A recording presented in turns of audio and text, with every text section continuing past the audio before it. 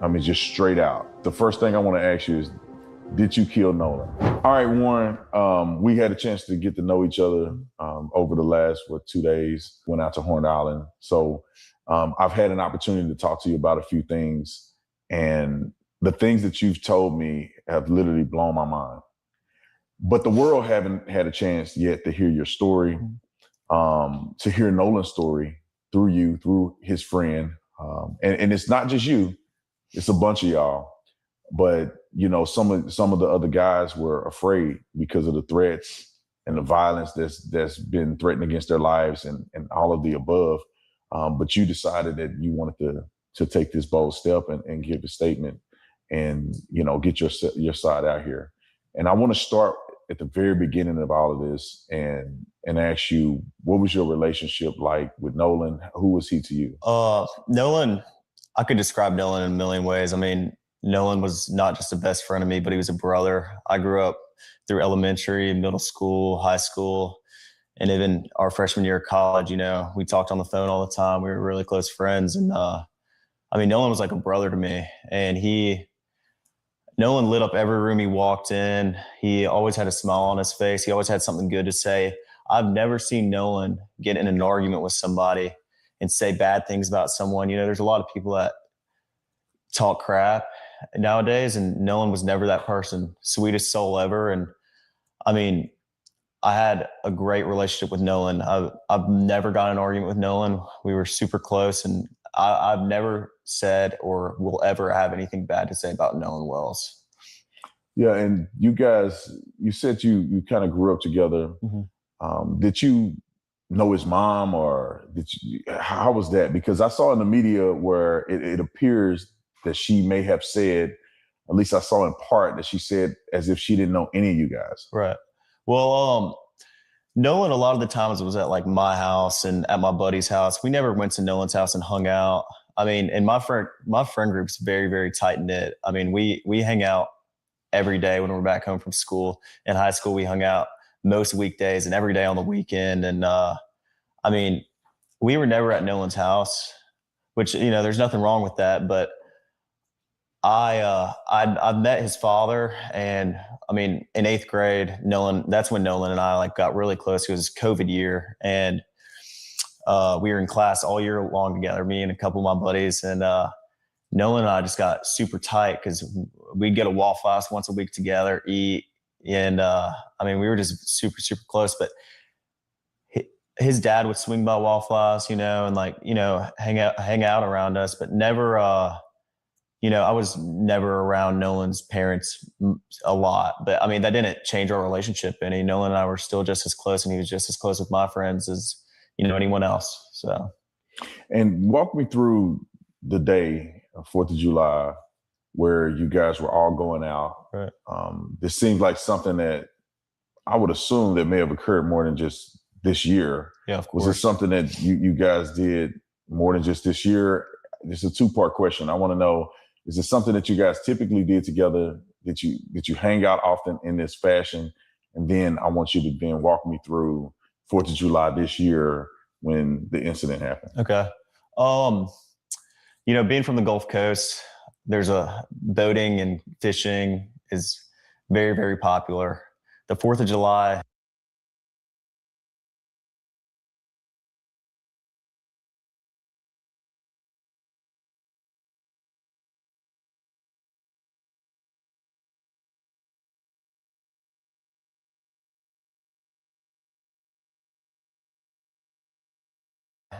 every year, my friends and I, or my family and I, are out on the water. I mean, that's the one day is guaranteed everybody's going out. And that's a known thing. Everybody's trying to get a ride out to Horn Island, or, you know, people go to Ship Island, but most of everybody from Ocean Springs and the Gulf Coast go to Horn Island. And, you know, we went last year. Nolan was on the boat with me last year. And he was, I mean, this was a common thing. My friends go on the boat when we're home.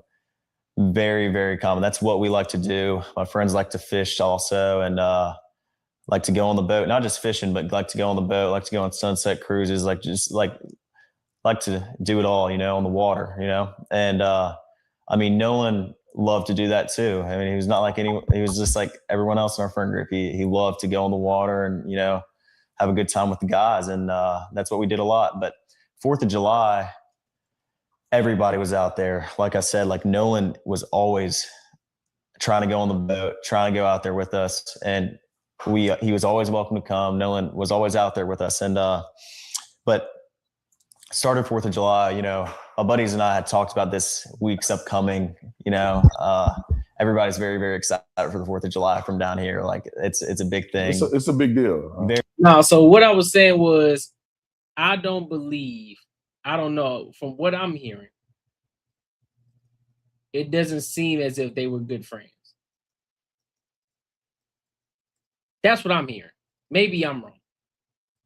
Maybe I'm off. Very, very big deal. And I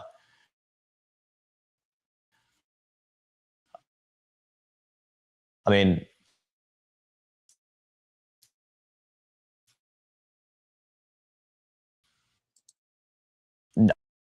I actually stayed at my buddy's house and woke up at my buddy's house, and we went to McDonald's, got food,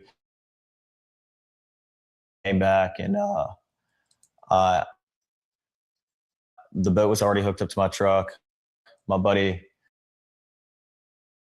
Wyatt and I went, and with my buddy Wilson, we went, filled the top of the boat with water, which is the Palm Beach. He's an 18-foot Palm Beach, and I drove the boat from Fort Bayou boat launch to my buddy's grandparents' house, and that's where we all planned to meet up that day. And you say we all, who you talking about? You, Nolan, and how many people are going to meet you guys there?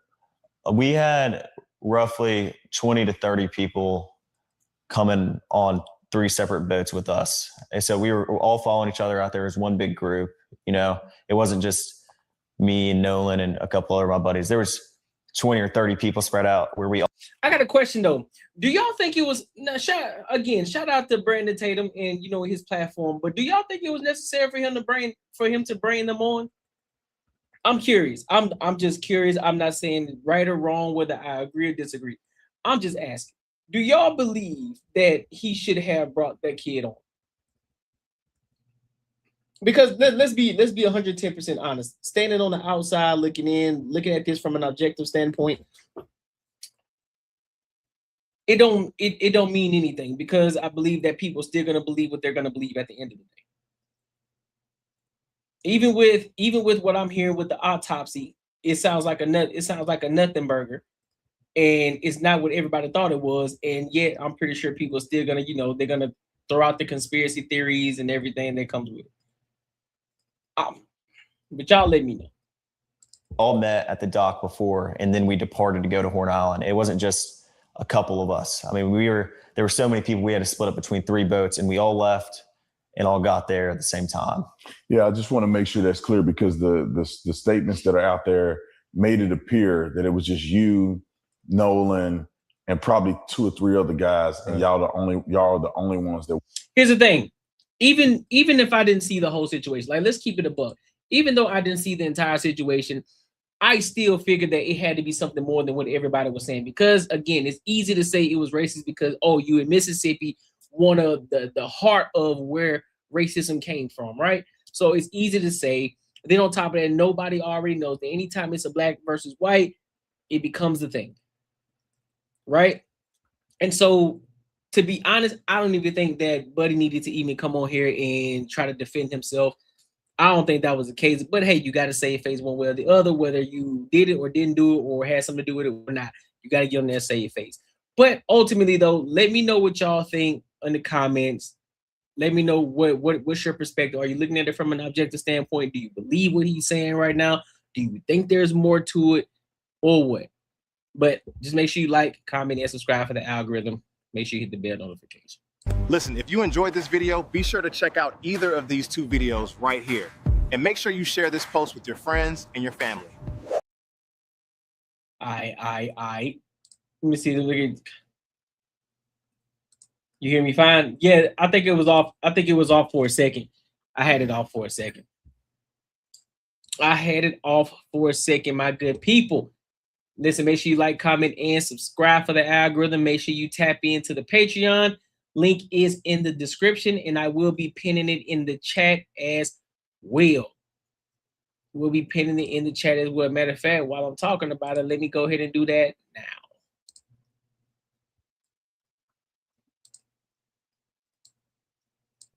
And become part of a community, become part of something big, man. That's where we learning to grow. That's where we learn to grow. That's where we have the extended conversations, where we get better, where we earn our keep. You feel me? All right, so let's go ahead and go over to this next topic, man. Let's go over here to Ben Crump in this autopsy. So first and foremost, you know what? I'm not even gonna talk about it. We just gonna get into it. Because all of this is pretty interesting. So I want to go ahead and dive into it. All right. So with that being said, let's go ahead and rock out.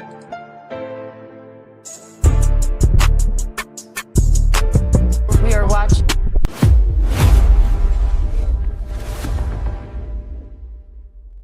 Attorneys for Nolan Wells' family releasing the results of their independent autopsy report. 18-year-old Wells died after a July 4th boat trip with friends off the coast of Mississippi.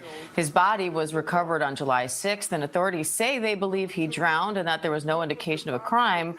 But Wells' family says they have a lot of questions. And the family's attorney now says an independent autopsy found the cause and manner of death to be undetermined, pending more investigation. Let's bring in ABC News chief investigative correspondent Aaron Katursky and legal contributor Brian Buckmeyer for more.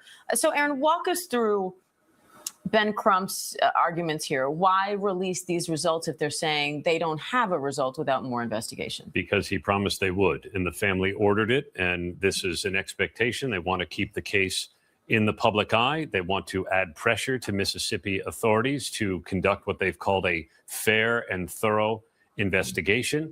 And here, the independent autopsy does nothing at the moment, seemingly to be at odds with the initial suspicion that Nolan Wells drowned off the coast of Mississippi. And as I think Ben Crump's comments reflect, the circumstances of what led him into the water are still unclear. This independent autopsy can't determine, and state investigators have not released their findings yet. But it's based on more than an autopsy. It's interviews with eyewitnesses and video and image analysis to try and understand what led Nolan Wells to go into the water and what were the circumstances that led to that. And those questions still have not been answered. Understand that you can call the Nolan Wells tip line at bencrump.com. We will gladly listen to you, take any information as we try to put together this puzzle of what happened to Nolan Wells. And today we're going to add some more parts to this puzzle because my legal team and I, we stand for truth, no matter who it implicates or who it exonerates. We stand for justice, no matter who it convicts or it acquits. Yeah, and we stand for transparency because we got eyes that can see, and we don't need government officials having to narrate it for you and me. We can see it for ourselves. Transparency. That leads to the truth. The truth is the foundation for accountability and justice. And that's all we're seeking, as Christina Elmore said from day one. So with that, I got a question. Maybe maybe I'm not well versed, or maybe I'm just unaware, right? But why is it that the NAACP, they tend to pop out in these streets when it's a black on white crime, or it's something versus white and black? Where are they at? How come I don't see viral videos or Al Sharpton and all the people of the NAACP? Why is it that I don't see them in these other neighborhoods videos going viral or any other Chicago videos when it's a black on black crime. Now I get it. Everything is not black on black crime. I get it. I understand it happens all across the world in all other cultures. But we ain't talking about those. We ain't talking about them. We talking about our culture right now. Why do I not see it? I literally just did a think piece on the 75-year-old woman out in Atlanta who got shot for handing out food to the needy. Nobody ain't covering that. Nobody's covering it. To this day, nobody's covering it. No viral videos, no nothing. No nothing. Because it's not, let me tell you why. It don't hit hard enough. Why? She's a 75-year-old woman. She's a black woman. She was just out in the needy. She's invisible to the world. She was already on her way out anyway. She on her way out. She getting ready to kick the bucket. Right? That's the thought process of the situation. It's not enough. There's not enough drama. There's not enough drama there, so therefore nobody's gonna talk about it. But this here, oh, NAACP, they coming out the woodwork. Everybody and their mama out here in the woodwork. Everybody done a think piece about it. Everybody's talking about it. And then you got Michael Clark Duncan right here. You know what? We just gonna keep going. I ain't finna do it. Let's go. Christian and Elmore, if you all want to sit, we're about to go through this autopsy. I know it may be a little emotional. Thank you, Christian. And mind you, prayers up for the mother and father. No parent should lose their child. No parent. So I feel, let me rephrase. I don't feel that pain, but I empathize with them. Can't even imagine losing a child. So I couldn't even imagine the pain, the anger that they're going through, the emotions, everything. I wouldn't wish that on my worst enemy. So I want to put that out there. Prayers up to the mother and the father who lost their son.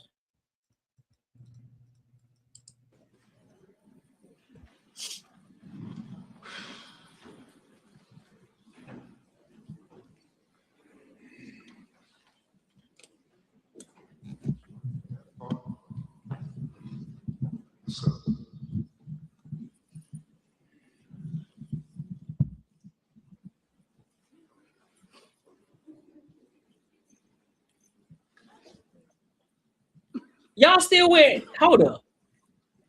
Y'all still wearing these COVID masks? Y'all still wearing these COVID masks? Hey man, y'all gotta give it up. Y'all gotta give it up, big dog. Because they say even the mask that grandma got on right here, that ain't helping nothing.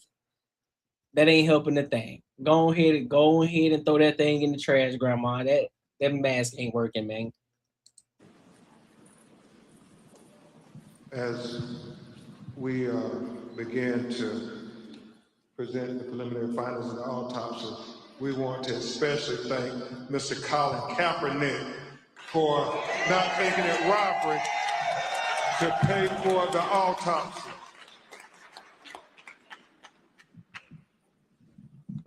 First, let's go first.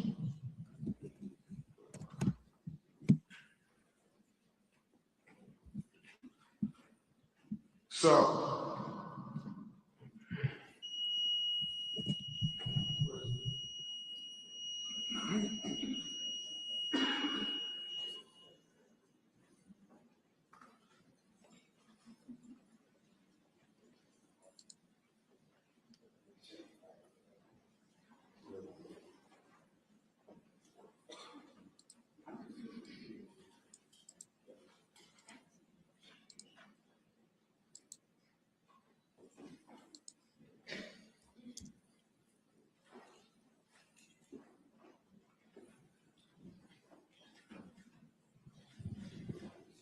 an autopsy will be provided for the media and press at That's fair. That's fair, Mel.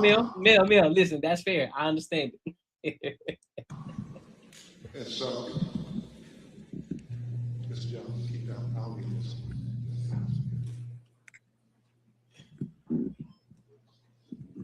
So, what is it?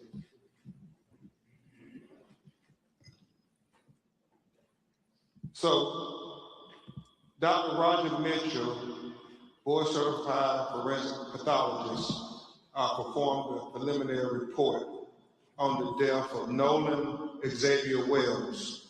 He conducted and presented this report on July 19, 2026. Preliminary report, second autopsy, death of Nolan Xavier Wells. Cause of death, undetermined, pending investigation. And we'll explain that as we go through the report this morning. The manner of death, undetermined, pending investigation.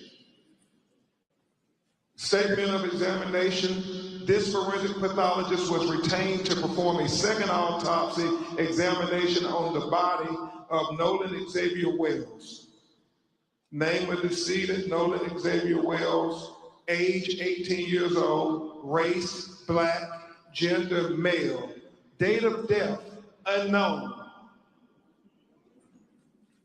Second autopsy date was performed on July 10th, 2026.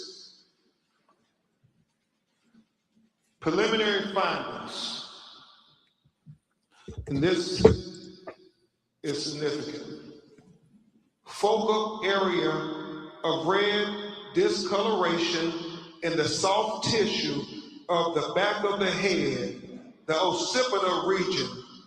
He said the etiology is unknown at this time. He said the body was received after the initial autopsy.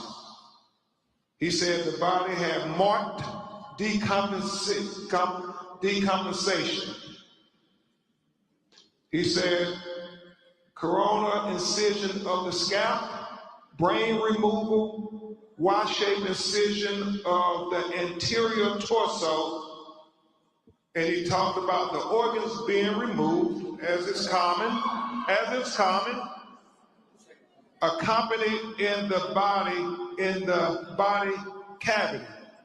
And that when you have an autopsy, the organs are removed from the body and they are dissected and examined. And then they're put back in a bag within inside the body. So when they're buried, their remains will all be with them.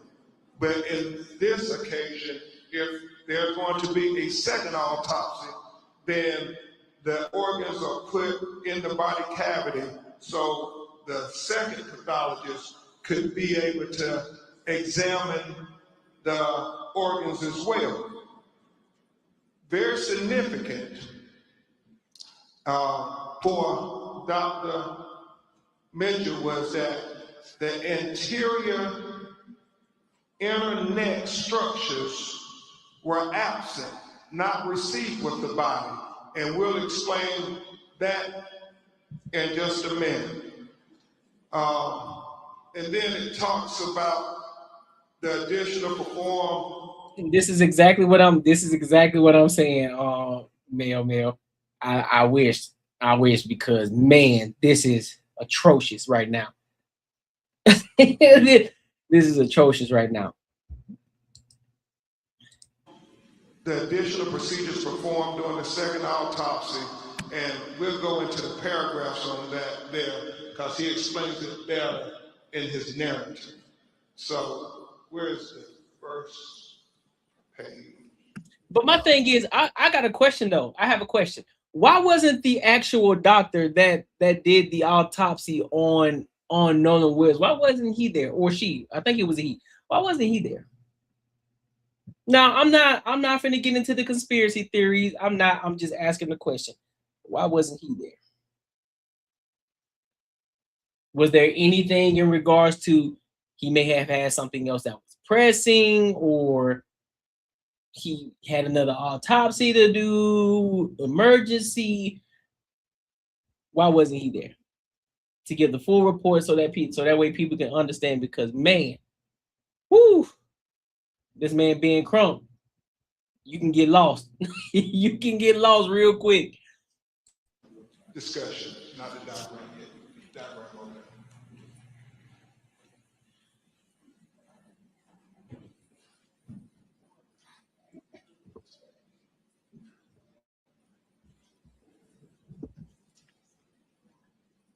So he talks in the preliminary discussion opinion. This forensic pathologist identified several limitations during the second autopsy that create barriers to establishing a definitive cause and manner of death for Nolan Xavier Wells. And that's important. He talks about the fact that we didn't get to see the body when it was first recovered, like the medical examiner working for what up, real life PJ would have said. Nah, you good. He talks about the second autopsy performed on Nolan Wells revealed marked decompensation or changes. Marked decompensation can obscure the presence and absence of bruising on the skin surface, especially during a second autopsy examination. What he's saying, because the body was so decomposed that you couldn't tell if there was bruises or abrasions on the body when he received it on the 10th of July.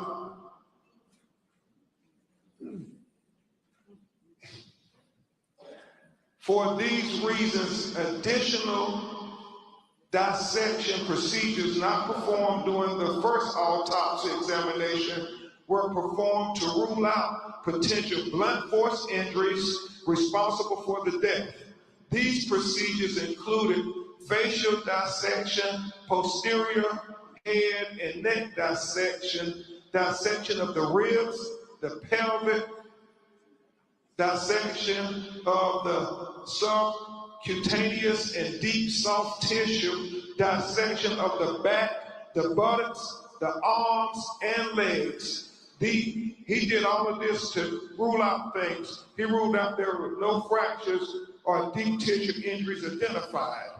This was very important because he wanted to be very thorough and very transparent, because transparency is the key to getting to the answers of why Nolan Wells is not with us. So far what I'm hearing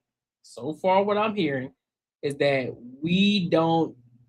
it sounds like a tragic accident.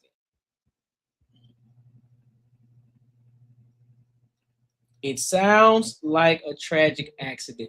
It doesn't sound like he got into any scuffle. It doesn't sound as if somebody was doing something malicious. It sounds like a tragic accident happened. Now, how he ended up where he was and how he ended up being found, that's an entirely different conversation to have. But from what we know so far, from the information that we are being given right now,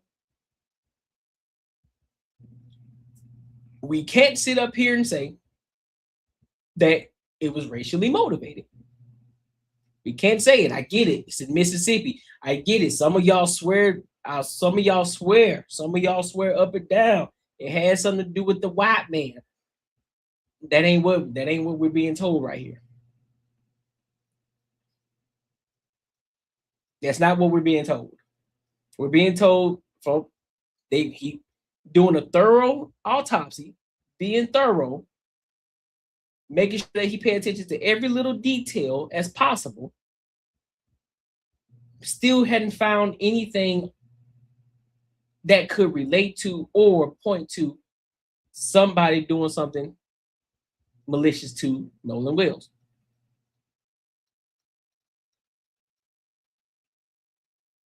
Oh, of course. Of course, real life PJ. Of course, nobody's gonna apologize because nobody wants to be accountable. Because guess what? I know one thing for a fact, Mr. Courtnee Edgar from the Courtnee Edgar Show. I know for sure if I am wrong, I would definitely say, hey man, I was 110% wrong on that. My bad. I definitely would hold myself accountable. If I said something wrong and I knowingly said something wrong after finding out the true information, I'll come back and like, you know what? I apologize. That was on me, bro. I had it all wrong. But of course, ain't nobody gonna come back. They gonna stand 10 toes on it, or they just won't say nothing at all. They just gonna move on like nothing happened. So he did that there and was very straightforward, very open, very open. He says, however, dissection of the back of the head during the layered posterior neck dissection revealed a 12 by 8-inch focal area of red discoloration in the deep soft tissues overlaying the occipital bone. And he talked about how he found red discoloration when he cut open into the back of his head towards the occipital bone, and he saw the red discoloration, and we actually saw the pictures of it. It's significant. You can't help but notice, why is this dark red here in the back of his head? And so he was important to note that in his report. He said that etiology of this finding is unclear. There are no lacerations of the overlaying skin nor fractures of the underlying skull. These findings are inconclusive for perimortem injury due to both the extensive decomposition and the absence of associated injuries. This finding, however, is significant enough to be highlighted in this preliminary report for further investigation. It is important to reiterate that the finding could not have been observed in the first autopsy because the posterior head and neck dissection were not performed. So wait, so let me ask, so in the first autopsy, right? So are they saying that none of that information from the first autopsy? I'm just trying to be clear. So there was an autopsy done before it got to the second autopsy, right? So there was no information given from the first autopsy to then double down and back up the claims that was from the first one. I'm trying to listen. I'm no medic. I'm not that at all. So I'm trying to truly understand here. So you telling me there have been 2 autopsies done. The first autopsy, whatever they found, I'm pretty sure it's documented. So then once they got the body again, well, once the second autopsy was done, because if I'm wrong, correct me. Once the second autopsy was done, and he done what he had, this guy done what he had to do in detail, was very thorough about what he was doing, and he didn't have any information from the first one. What's up, Fukari? In order to back up the claim that was already made from the first autopsy, they had everything but the throat parts. Okay, they had everything but the throat parts, Mel. State autopsy is held until completion and usually not public without court order. Well, I mean, in this case, wouldn't we believe that it should be court order right now to have that information out here? To have that body completely moved all the way, where was that body moved to? I forgot what he said, either to DC or something like that, to have his body moved over there so they can do another autopsy on it. He said another limitation Another limitation faced by this forensic pathologist was the absence of the anterior internal neck structures. The trachea and the laryngeal cartilage, the thyroid horn, and the hyoid bone were not received with the body. So he's saying that the throat was not received with the body when he got Nolan Wells' body in Washington, D.C. to perform the second autopsy. And so let's discuss that with what he said about that. He said, it is assumed that the initial pathologist retained these structures for additional evaluation. What they got to do with Trump? They haven't done it though. I don't think they have. Yeah, I don't think they have. That should have been the preview of Trump's first activities, unless he's drifting. Drifting from what? He said the retention of the anterior neck structures during an initial autopsy is a common forensic pathology practice. He was chief medical examiner for 7 years. I ain't ready to admit it, bro. I'm not ready to admit it because I can't. I can't. They could, but listen though, I'm not ruling it out though. I'm not ruling it out. I'm just not gonna say that it is until we get further evidence. Nah, you good, Mel. In Washington, D.C., and he said that if they had concern about throat or any fracture or compression of the throat, they too will hold them back. He doesn't know why they held the throat back, but he said the throat was not with the body of Nolan Wells when he received it in Washington, D.C. to perform the second autopsy. Interesting. He said, wow. Nevertheless, a posterior neck dissection performed without review of the anterior neck structures is incomplete. Therefore, this pathologist cannot rule out injury to the neck as a contributor or a cause of death.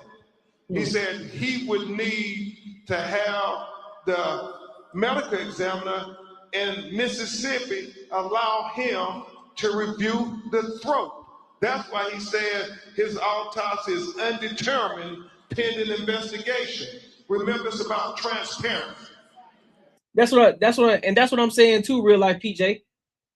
It could be a number of things. When you're talking about the water, when you talk about, because they said that they found him at another pool or something like that. He was at another pool. There's so many different things that could have happened in between that time. But I know, again, we're so quick. I know a lot of us, we're so quick to want to point that finger and hold certain individuals responsible for it. But I can't. I can't in my own bones, because I always want to put myself in the shoes of the person that is getting blamed, right?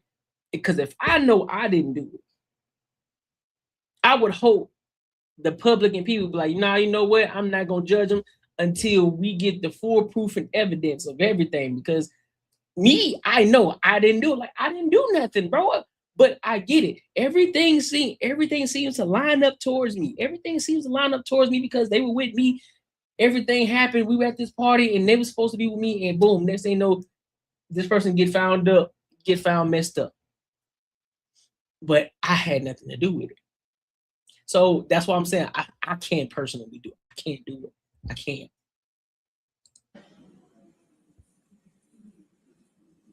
Because the initial autopsy rightfully removed and dissected each organ, there are additional limitations inherent in the second autopsy of Nolan Wells.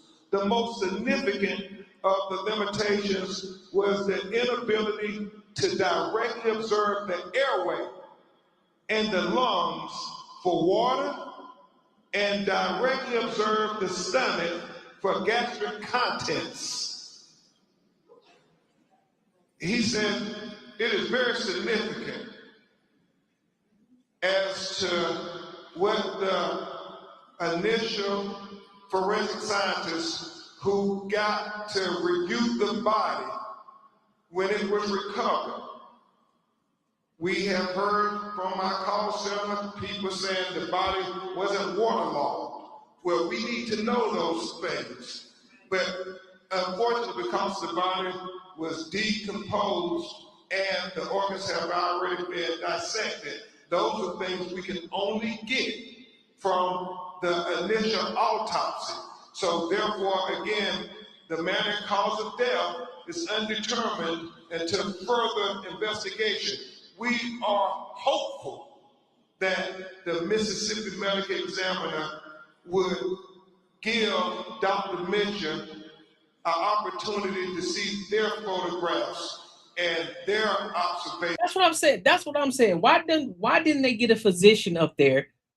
Because there could have been a black physician. I know it's the NAACP. How come they couldn't get a physician up there to actually speak on this? So that way you can give people real insight. Because I'm telling you, I'm gonna be 110% honest with y'all. I would try my best to hold on and try to listen to what Ben Crump talked about, but he would have lost if I was in there. I'm like, man, I don't know what this man talking about right now. I'm dead serious. I'm like, man, I don't know what this man talking about right now.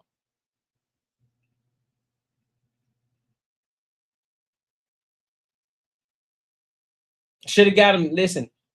I get it, you the lawyer, but I'm sorry. Get you a physician in there. Anybody, even if it wasn't the actual person who done the autopsy, which still question. That's the big question I have. Why wasn't he there? But you could have got another physician who understood what was going on, understood the lingo, and could break it down and say, hey, this is what's going on. A, B, C, T, 1, 2, 3, boom, boom, boom. All right, we can get it. And this is what it is. Because he moving slow as hell through this. I would have went to sleep. I'm being 110% honest. I would have went to sleep. Of course he got a nice watch on. Of course. This is a big money. Listen, outside of the fact that this is messed up, that what happened to Nolan Wells, this is a money grab. They knew what it was like. Hey, listen, we can take this. Listen, we can take this to the public. We can take this big. We can go big with this. We can take this public. We can get on ABC News. Listen, we can bring awareness to what's going on, what happened to your son, Nolan Wells. And of course, in the back of his head, like, damn, that's a big payday for me. Then the NAACP get involved. This is because it's a big story. There's no story bigger. There's no story bigger. Black kid gets unalive. We don't have the full evidence. Oh, he was in Mississippi. Oh, surrounded by a bunch of white people. Oh, he was a football player on his way to college. Come on, that's low-hanging fruit right there. Like, oh, that's too easy. Let's get it. We could take this huge. We could take this big. They feed for stuff like that.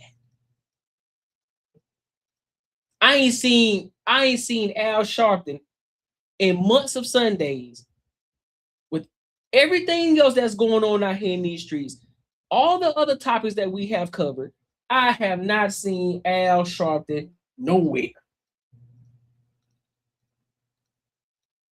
I haven't seen NAACP nowhere.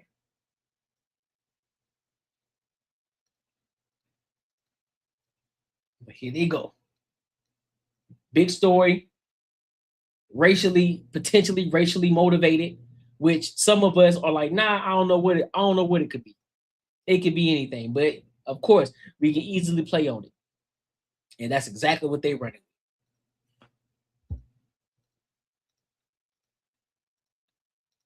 Rollo? To the condition of Nolan Wells' body closer in time to July 4th. That is very important, and we have to continue to demand transparency, President Johnson.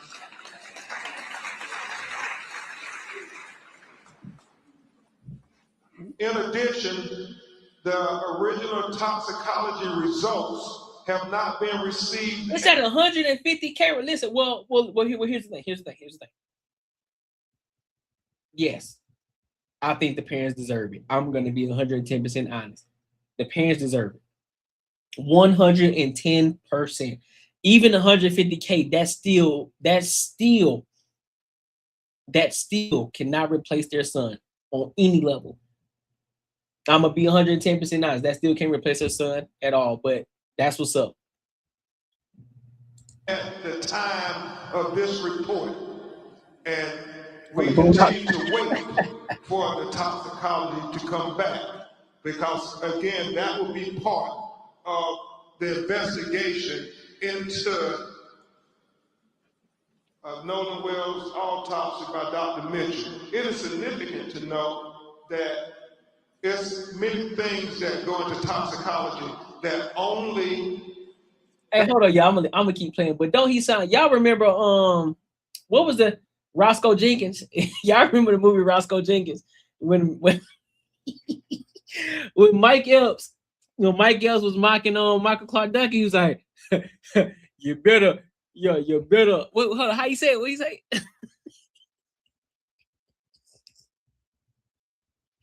You go strike out if you ain't careful.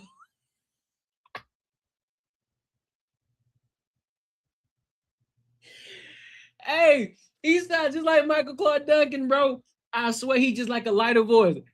you better watch out. You might strike out if you ain't careful.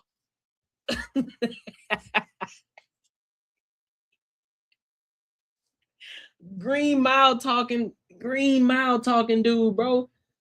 Dr. Mitchell will be able to opine upon, and medical experts can opine upon. And he feels the proper place to do that is before a grand jury in a courtroom.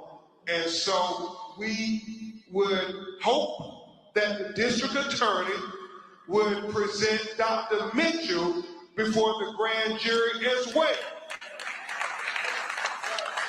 We want all relevant information to be heard by the grand jury. I don't know, Chris. That's a good question. Lastly, I think there was. I think there was. A death has occurred in or around a body of water.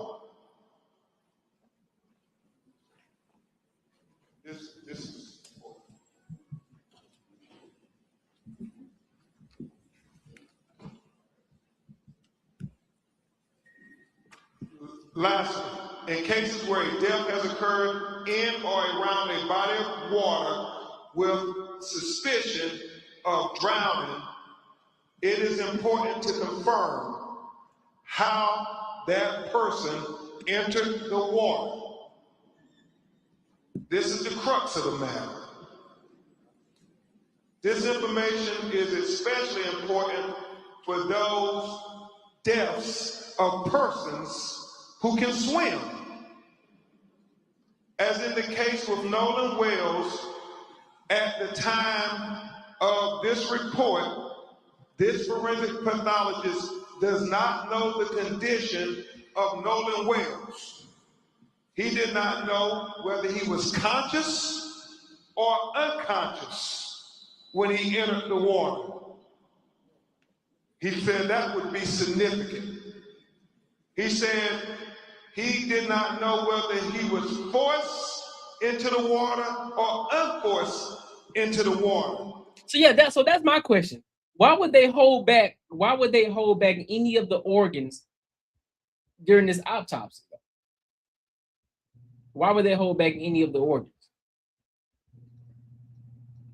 Can somebody give me some insight on that? Because I don't know. Why would they hold, if you're doing an autopsy, why would you hold back any organs if there's going to be somebody basically giving a second opinion on it?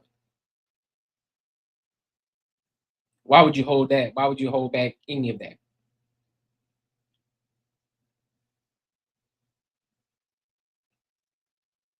Chemical examination? Okay. So they had to hold on to that a little bit longer to do some further testing to see what else they can find.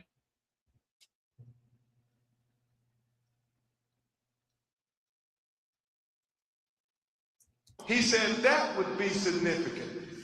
So he said the condition of Nolan Wells before he entered the water would be Gotcha. the crux of the matter. It would be of pathology. utmost importance to being able to determine a cause and manner of death. He said, definitive circumstances of death are required to determine the manner of death. For these reasons, this pathologist cannot rule out,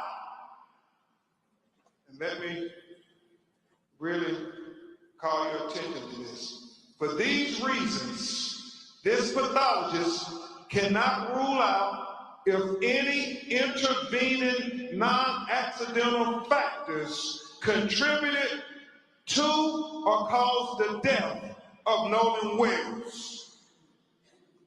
Understand, he's saying based on the examination of the body, he cannot rule out foul play. That is significant. I mean, I guess because you still don't have all the information, so we can't rule nothing. With the information that you're giving right now, Ben Crump, everything that you just read, we still don't know what the hell happened. So of course we're not gonna rule it out yet because there's nothing concrete yet. We don't have nothing. We don't even have all the organs yet in order to even come to a complete conclusion. So what are you talking about? Let me bring this to your attention. Listen, bro, don't turn it into something that is not. Wait for the information to come out. Make sure you do it, but of course you're a lawyer, you know what I'm saying? I'm not, but still though. Let's not try to turn this into a narrative that is not yet. Let's not do that. Let's not do that. Because if somebody is responsible for Nolan Wells' death, they should get the book thrown at them 1,000%. But if it's not, then ain't nothing you could do. Get on your knees and pray to God.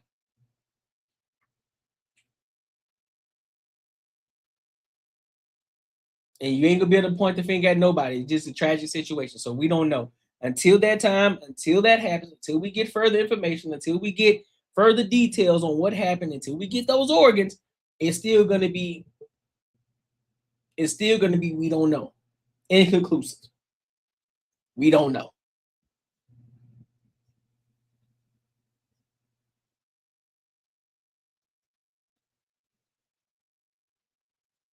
And for all my so-called wannabe pro-blacks, listen, at some point you gotta learn to be objective too. I get it, y'all want to point the finger at somebody has to be responsible, cool. But until we get further evidence, until we get concrete evidence, I'm gonna need y'all to stand still for a minute until we get some information on what happened, what actually happened, until we get all the evidence.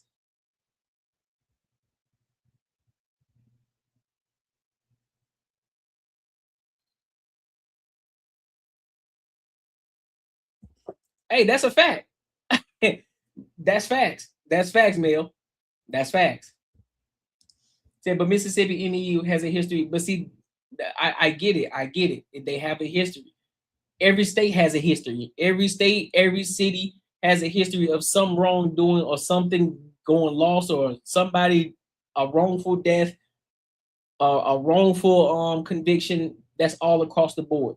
Now I get it. It may have happened more so in Mississippi, but until I'm still not gonna go based off. I'm still not going to say what everybody is saying actually happened. I'm not doing it. And then if it comes out that was the case, then you be like, man, hey, man, we try to tell y'all, cool. Hey, you try to tell us, but I still wasn't gonna say anything until we actually got the full concrete evidence, 100% of what happened and who was responsible. I'm not gonna pin that on anybody. I can't. They can take the sample of the lungs, throat, but release the organs to the independent Dr. Mitchell. Fair. Well, the following questions still outstanding. Number one, what were the circumstances that led to Nolan Xavier Wells entering the water? Number 2, what was the body position when it was found? We know that a member of the United Cajun Navy said that he was face down and he was fully clothed. Number 3, was there water in the airway? Remember he talked about the lungs and the airways where they fill with water. Number 4, is there any evidence of injuries to the anterior neck structure? We got the autopsy without his neck. We got exactly, Shadow Band. Exactly. That's why I'm not judging nobody in the court of public opinion. Not doing none of that. Like, nah, I don't know what happened. I don't got the evidence, regardless of what the heart or what my gut would tell me. Because to be honest with you, my gut ain't telling me nothing right now because I don't know. Genuinely speaking. Honest to God, my gut's not telling me anything right now because I don't know. I don't know.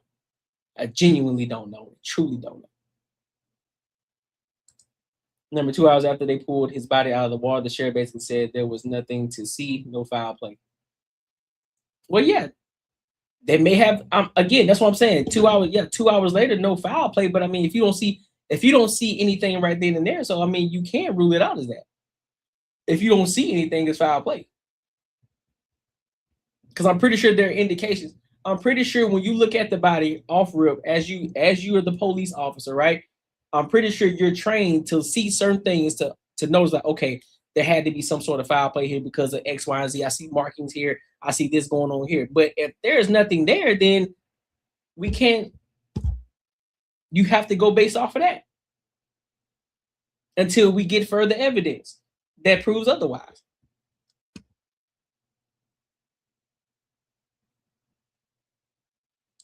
the body without his neck at the time of the second autopsy. Number 5, is there any evidence of any intracranial hemorrhage? He said that is going to be very significant. Things that he could not observe at the same way you can lose your black friend amongst a whole bunch of black people.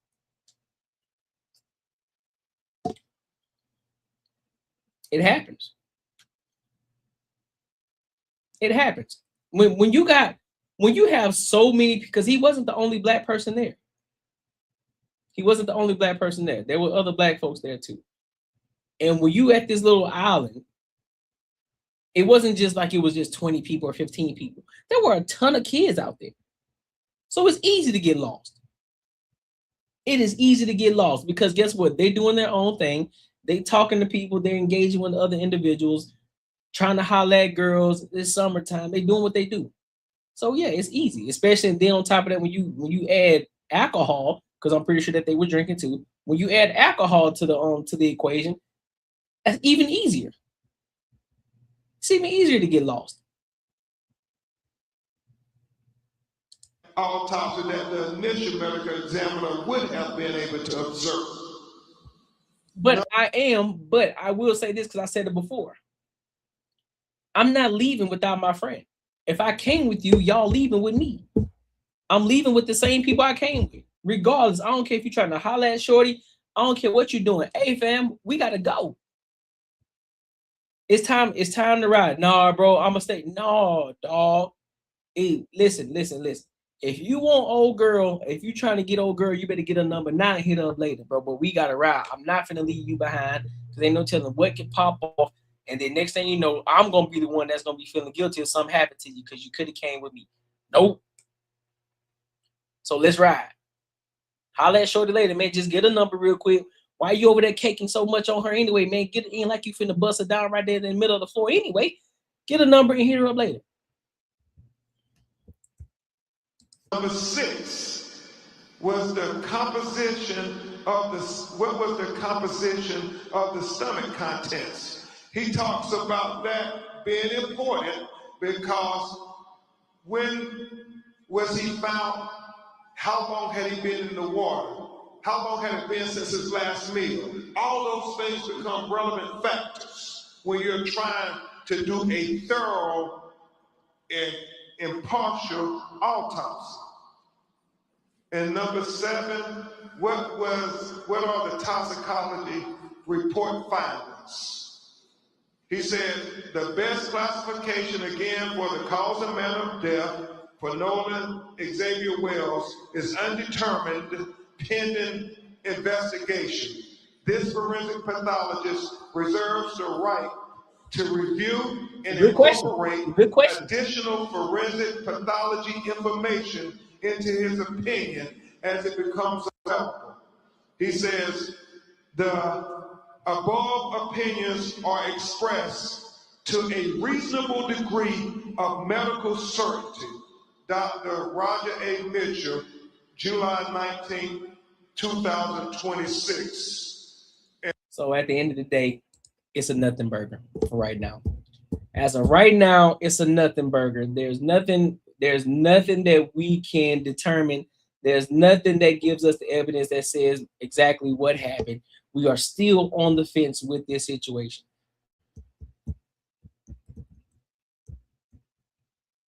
Yeah, that's what exactly, Mel. A lot of legit questions, rightfully so. Everybody who has questions, they are legitimate questions because we want answers, right? Everybody has questions and we want answers. There are more questions being asked than there are answers being answered.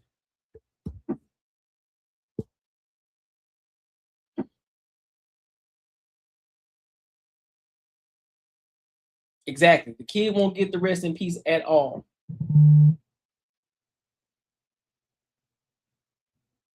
At all. So they're gonna continue to keep running up that GoFundMe. Because I already know Crump gonna get his. Here's the thing. You want me to be 110% honest with y'all? I think he took this pro bono. Because he know he gonna get paid on the back end from the publicity. Guaranteed. I guarantee. Pro bono. And he gonna get paid on the back end. 1,000%. Because the more that they continue to draw out this situation, the more money that they're gonna make, the Wells, and he gonna get a nice little chunk from that. 100%. He gonna get a nice little chunk. Yeah, you see, yeah, don't get the exactly. So this might be a simple, even if they don't find anything. Let's just say, and hopefully they get all the information. I pray to God that they get, so we can actually figure out what actually happened to him so he can rest in peace, right? So everybody can have their answers, everybody can rest easy, right?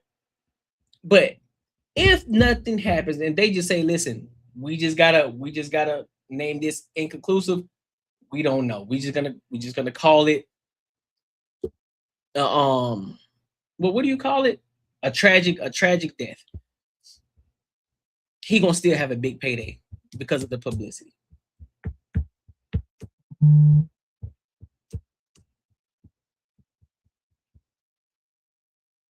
Oh yeah. Oh, 100%.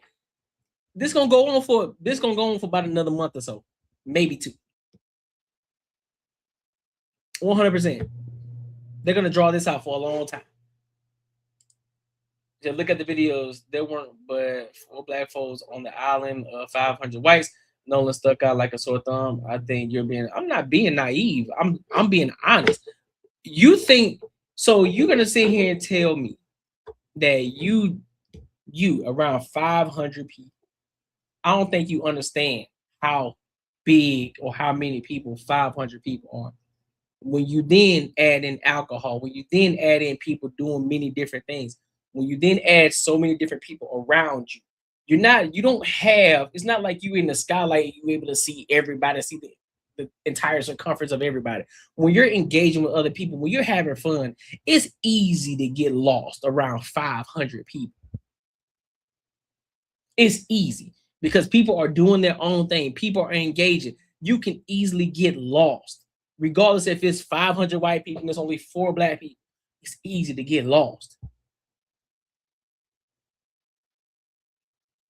because you're expecting the person that's doing their own thing, you're expecting them to be able to take care of themselves and handle themselves. It's not like you're handling a little kid and you got to keep a leash on them or keep a hand around them or keep them close by you where you're watching them every second.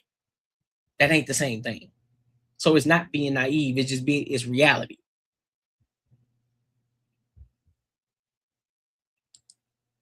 There you go. There you go, Mel. I appreciate you. That's what I was looking for. I just couldn't get it out. Accidental death. There you go. I just couldn't get it out. Good looking out though. But hey, let me know what y'all think. Make sure you like, comment, and subscribe for the algorithm. Make sure you hit the bell notification. Listen, if you enjoyed this video, be sure to check out either of these 2 videos right here. And make sure you share this post with your friends and your family. What? All right, so let's go to this next topic. Let's go to this next topic. Let's talk about this mayor. Have y'all heard about the mayor of Stockbridge, Georgia? 22-year-old who made history. At the age of 22, became the mayor of Stockbridge, Georgia. All of a sudden, he is under investigation, and I wonder why. So we're going to get into it, and we're going to give our thoughts and our opinions. So let's rock out. Showdown in Stockbridge with the youngest...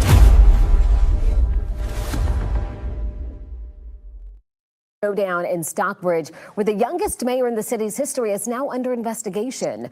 The Stockbridge City Council ordering Mayor Jaden Williams to surrender his city car, credit card, and access fobs today by noon. Thank you, Mayor. Tonight, 11 Alive's Doug Richards is digging into the investigation. Noon came and went here at Stockbridge City Hall without Mayor Jaden Williams showing up to surrender his government payment card and access fobs. Jaden Williams was 22 years old when voters elected him last fall as mayor of Stockbridge. The mayor is a voting member of the city council, but is mostly ceremonial. Otherwise, Stockbridge employs a city manager to actually run the government. Nonetheless, Mayor Williams apparently had access to a city car and other benefits that the city council voted abruptly to take away from the young mayor. The council was very careful not to make any public accusations, and city officials have been very tight-lipped about what precipitated the extraordinary action against the mayor. Williams himself has turned away requests for comment and has also asked at least some of his supporters to withhold public comment. Although the mayor faced a noon deadline, we're told that the city was in a position to remotely and electronically deactivate the mayor's access. That's what I thought. Let me see. Look, let's take a look real quick. Let me see something. Hold on. Let me go right here.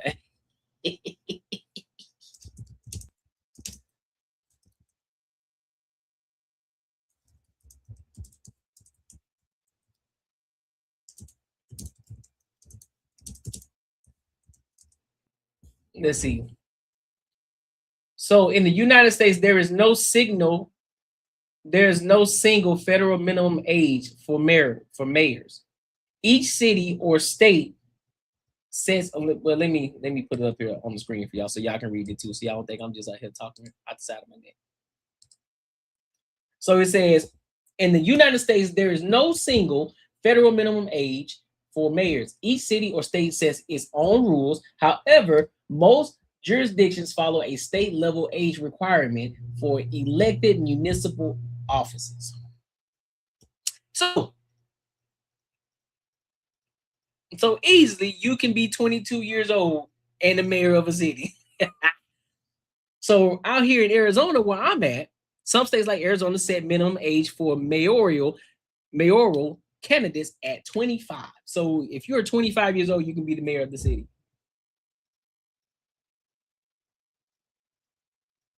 Insane. Insane.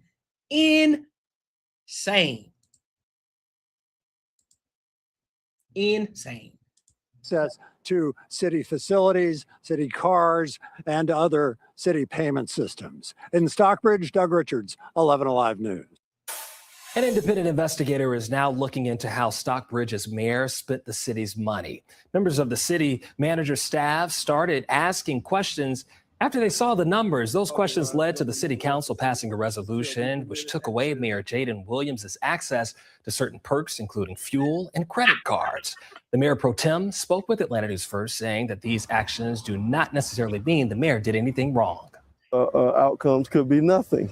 The outcomes could be a reprimand, a censure, or even removal if the process. Listen, we know exactly. Listen. We know exactly what it is.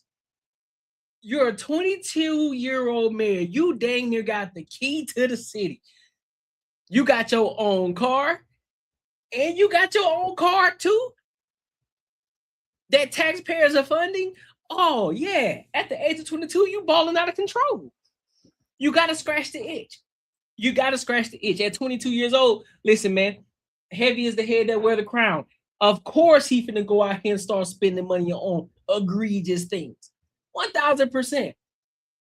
I don't even know what they were expecting in the first place. They should have already put a limit. They should have put a limit on the card, bro. I don't care who you are. I don't care how you present yourself. You could be an upstanding young man. I'm pretty sure that there's nothing wrong with him.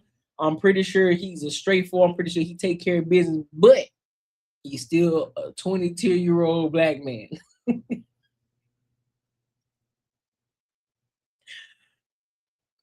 And you got the key to the city.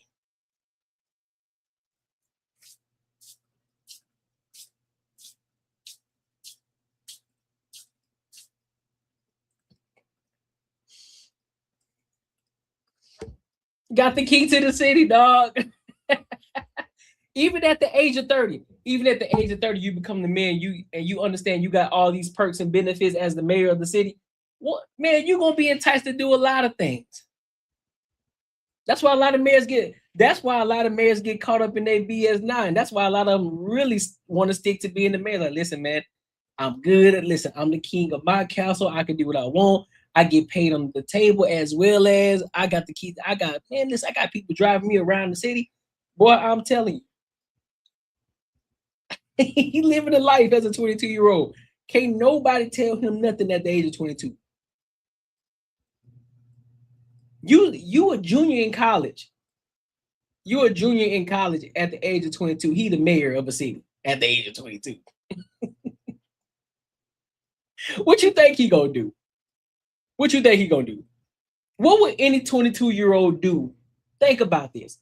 What would any 22-year-old do when they come across something like this? Just think about it. If you get a 22-year-old and you give them $500,000, what you think they're gonna do with that $500,000? They finna blow it. Your average 22-year-old finna blow that $500K easy. They probably won't make it through the month. They won't make it through the month.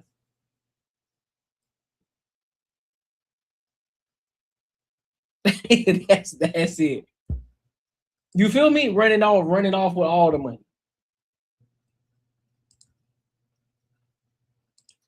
He said, I want to let you out. I want to let you out my sight if I was your friend. That's reality. Well, see, you're saying that's your reality. That's not the reality of the situation, though. You're missing it. You're going based off of what you would do. We're talking about general person. Dictates that, but none of that has been determined at this point, so it's very preliminary. Now, Williams is still the acting mayor. And see what I'm saying? He taking trips to Africa on the taxpayer's dime and bought a pool table. No, fam. And listen, and Pete, you see how fresh that haircut is, right? I'm pretty sure he paying the price and he tipping. That suit ain't from Men's Warehouse, that's for sure. So you know he breaking bread. Oh yeah. And I know them glasses ain't cheap. He not playing no games. Hey, listen, he was meant to be a mayor. He meant to be a mayor. 1000%. They just said, hey, dog, hold on, big dog. You doing a little bit too much, too fast. Slow down. One thing at a time, homie. One thing at a time. You can't just be out here just making these sporadic purchases like this, man. This is on taxpayers' dime. You got to do one thing at a time, one thing at a time. Listen, I'm gonna teach you the ropes, big dog, but right now we got to cut you off. We gotta put some restrictions on you, homie, because we can't be doing this. Because now you're gonna be messing up. Now you're gonna be messing up my game and my play. Now, if you mess up my money, then we're gonna have a bigger issue. Is expected to preside over the city council meeting set for next Tuesday. You, Don. Right now, an independent investigator is looking. You said next time you go to the beach, count how many black folks are at the beach. Well, I don't need to, but they still can get lost. You act like the beach. You act like you at a lake or something, or you act like you at a pool or something. The lake is big. You can get lost. Even at a beach, you can get lost. All you got to do is turn your head for a smooth second. You can get lost. As a black person, as a white person, don't matter. Into how Stockbridge's mayor Jaden Williams spent the city's money. Members of the city manager's staff started asking questions after seeing financial records. Those questions led to the city council passing a resolution restricting the mayor's access to certain perks, including fuel and credit cards. The mayor pro tem spoke with Atlanta News First, saying those actions do not mean the mayor did anything wrong. Outcomes could be. Yeah, of course the mayor. Yeah, listen, he didn't listen. All he did, the only thing he did wrong was he went too hard too soon. He went too hard too soon. Listen, y'all know y'all parents. Y'all know how the parents used to tell y'all your pocket's burning, so you want to spend it. You want to spend that money because you know it's there. Them pockets, like you feel them pockets burning. When he got that card and he got that access, he was like, oh man, it's game on now. All the shorties that was dissing me, all the shorties that was looking at me like I was a lame, understand something. It's game time. Ooh, He was in that thing like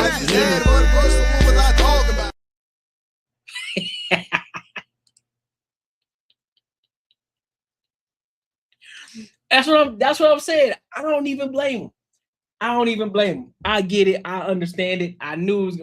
What do you expect from a 22-year-old mayor, bro? What more do you expect? I'm gonna be 110% honest with you. What more do you expect? I don't expect anything less. If I'm gonna be 110% honest with you, but I'm pretty sure things are gonna work out. They're gonna figure some things out, and hopefully he get his act together and become one of the best mayors of Stockbridge. But let me know what y'all think in the comments. Make sure you like, comment, and subscribe. Listen, if you enjoyed this video, be sure to check out either of these two videos right here. And make sure you share this post with your friends and your family. Let me read this super chat real quick. Yeah, you right, man. Making money is me, man. 10 years, man, you're gonna have matching Benzes. 10 years. Think more like 10 days, man. 10 days.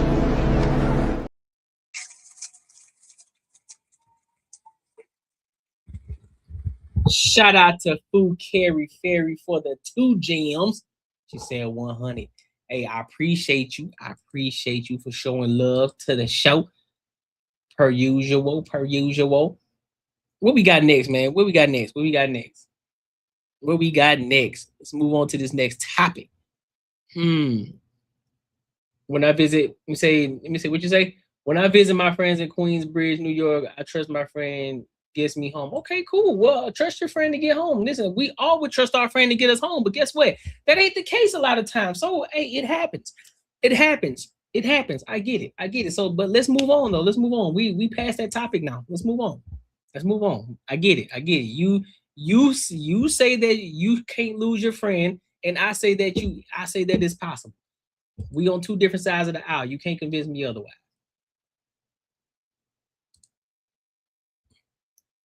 All right, so I want to get into this one. I don't know if we gonna let me see how long we gonna stay on this topic. Let's see.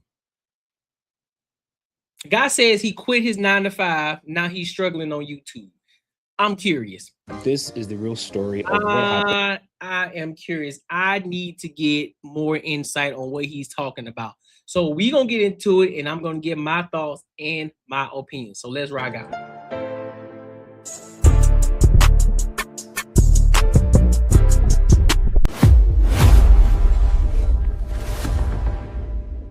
And when I quit my job, bet everything on myself, and somehow still ended up here questioning everything. Toronto showing us that he's there, and then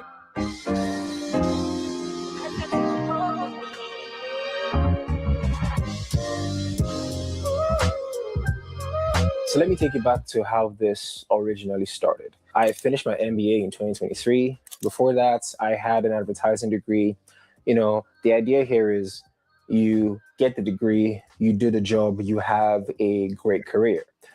That's what everybody was doing. What people didn't tell me was job hunting in Canada will humble you. One company that kind of broke everything in me, I had 6 interviews with them, 6 different interviews with 6 different people. I don't run a big company, but I'm sure I don't need 6 interviews to know if I want to hire somebody. Anyway, the 6th one was I was supposed to meet up with some senior person, VP, all that rubbish. And the interview went great. He said he loved me. He said he can't wait to get me on board. 2 weeks pass, 2 whole weeks. I get an email. It's a very generic bullshit HR email. I was so pissed off. It didn't stop there. Then I got rejection emails from Microsoft, from Amazon, rejection after rejection after rejection. You know, when things aren't going your way, it always feels like it's only happening to you. That's exactly how I felt. I felt like I wasn't good enough. I felt like I wasn't smart enough. Now, even though I was doing a 9 to 5 or I wanted to get a job, I always wanted to make films or tell stories or be in front of a camera and operate a camera at the same time. But life has a funny way of getting in the way.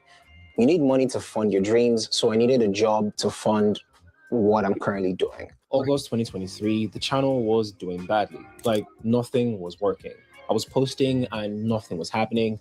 And I think at that point, looking back now, I think I was depressed. I didn't know it then. I just thought it was just me being tired, but I think I was depressed. So I went back home. I went back to Nigeria. And there's something that happens when you go back home. When you see your mom and your dad, your sisters and your family. Hey, homie, let me give you a word of advice real quick. Keep that fade. Get rid of that fro that you got, homie. That fade is clean. The fade is smooth. I hope you weren't trying to get those jobs with that fro. I ain't even trying to joke on you. I'm just saying that fade is clean. That's what I hope you had when you were trying to get that job, big dog. Just want to throw that out there. When you're around people who knew you before any of this, something happens in your brain. There's some sort of a mind shift.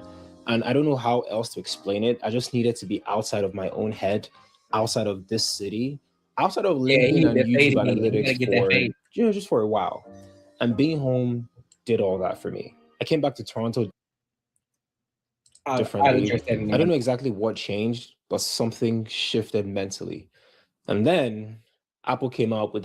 Listen, okay, let me give you some insight. I came up, I went to a predominantly white school. I went to a predominantly black college. It's still easy to get lost. There you go. There's some insight for you. The iPhone 15 Pro Max. Welcome to Apple Park, and we are thrilled to introduce our astonishing new titanium design. I made a commentary video, just me giving my honest take, and it blew up.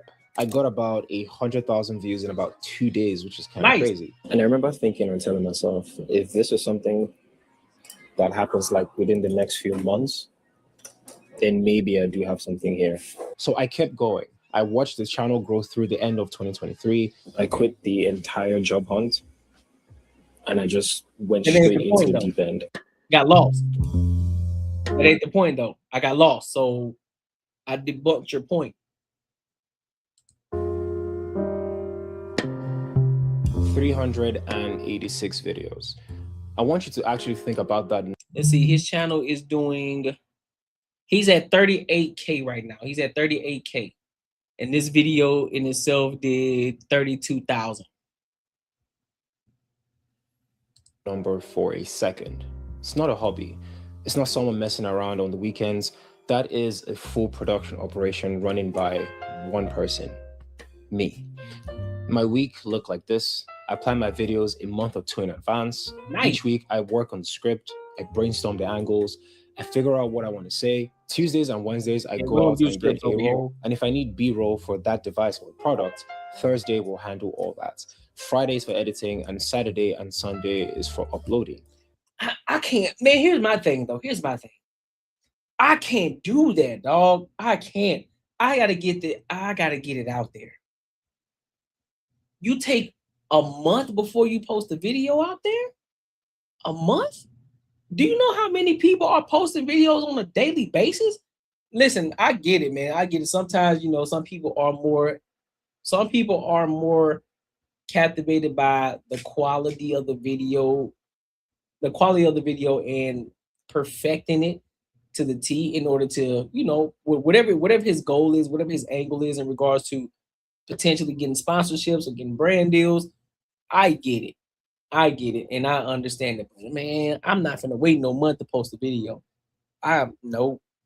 By the time a whole month go through, bro, I didn't post it. Let me see.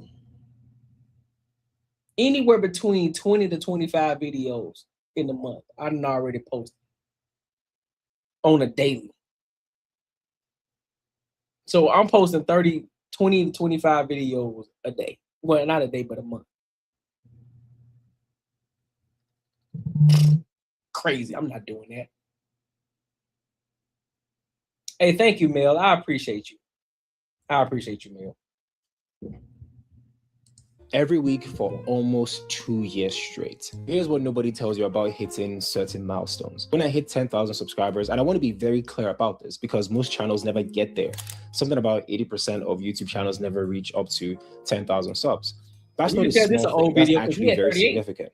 My girlfriend was happy. I was happy for maybe 30 seconds. And then my brain said, appreciate your ambition. All right, there are people with higher numbers than you. Move on, get better. Your job is not finished. And I've been like this my whole life. I grew up in Nigeria where hustle culture is just the water you swim in. You move, you grind, you get to the next thing. You don't sit down to take your wins in because there's always something further to go to. And for a long time, I thought that was a strength. I want to tell you about a moment that almost ended everything. This was 2022, early 2023. I haven't really told anybody outside my friends this story. All right, well then, the Pixel 6 was releasing. You know, big phone, a lot of attention, Google's new flagship.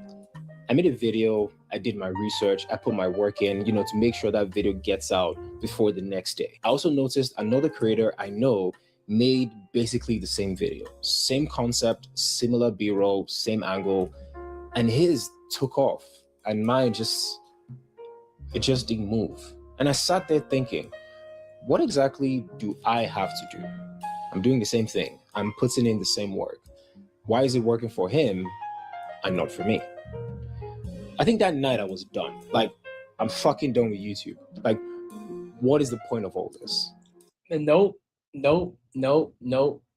I know. I understand it. I understand it. Why? Because there are videos that I have posted that somebody else would have done the same video and their video would get many more views, many more clicks than mine would. But I also understood that's part of the game. That's part of the growth process. That's part of people not knowing who I am versus them knowing who this other person is. So I give you an example. Now, this is a huge differentiation from where I'm at versus this person. But one day I posted the same exact video as that Shaq. His took off within hours. Mine had only got what, a few views, 20 views maybe. But then at first I was like, dang, bro, like I posted the same exact thing. this same exact thing. How this man already at 10K views and I'm only at 20? How that work? Right? So, but then I had to understand. I said, listen, bro, it's a growth process. He already got people that he's trusted. He already got people that, you know what I'm saying, that's rocking with him. He's been doing this for a minute. He's been doing this for years already. So he already got skin in the game. So you got to understand that just because you post the same exact video, that doesn't necessarily mean that it's going to hit the same. Nobody knows you yet, but they knew this person. They already knew this person. So they're going to automatically rock with that person already. So it's just one of the things you got to understand. So it's just the mud that you have to go through. It's the growth process. That's part of growth. That's part of what building is. Nobody don't know you yet, but guess what? You keep on working. You keep on grinding. Don't worry about it. Don't get depressed about it, because guess what? Your time is coming. And when your time comes, guess what? You're going to be that person. Then there's going to be somebody else who look at you. They're going to be like, dang, how this person get these many views? And I only got 2 to 3. Everybody got to go through the mud.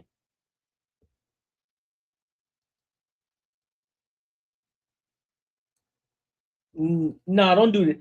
Chris, don't do that. Don't do that. We don't do that over here. We don't do that apologist stuff. Nope. There's no reason for you to apologize for this. Nope, don't do that.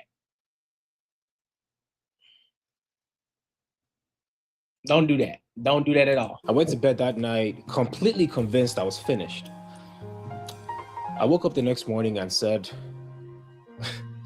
okay, we go again. And honestly, we go again is like the best phrase for anybody. Now, I don't know what that is. Some people call it resilience. I think it's just stubbornness, my stubbornness. Or maybe it's just that I didn't have anything else to go back to. So I got up and I kept going. And there were nights I was almost in tears, just sitting there asking why everything was so hard, why the views weren't coming, why I was putting out work and feeling like I was shouting into a void. And then something differently happened. I started noticing a gap between what I was making and what I wanted to make. Content was solid, my videos were pretty good, and they were doing what they were supposed to do. But when I finished editing something, I just feel absolutely nothing. I'm not proud of my work. I'm not excited to share it. It's just another thing I need to do. I love tech. Like, I love everything about it. That was never the problem. But I started to realize that talking about a phone or talking about a laptop was never going to be a big enough canvas for what I actually wanted to do.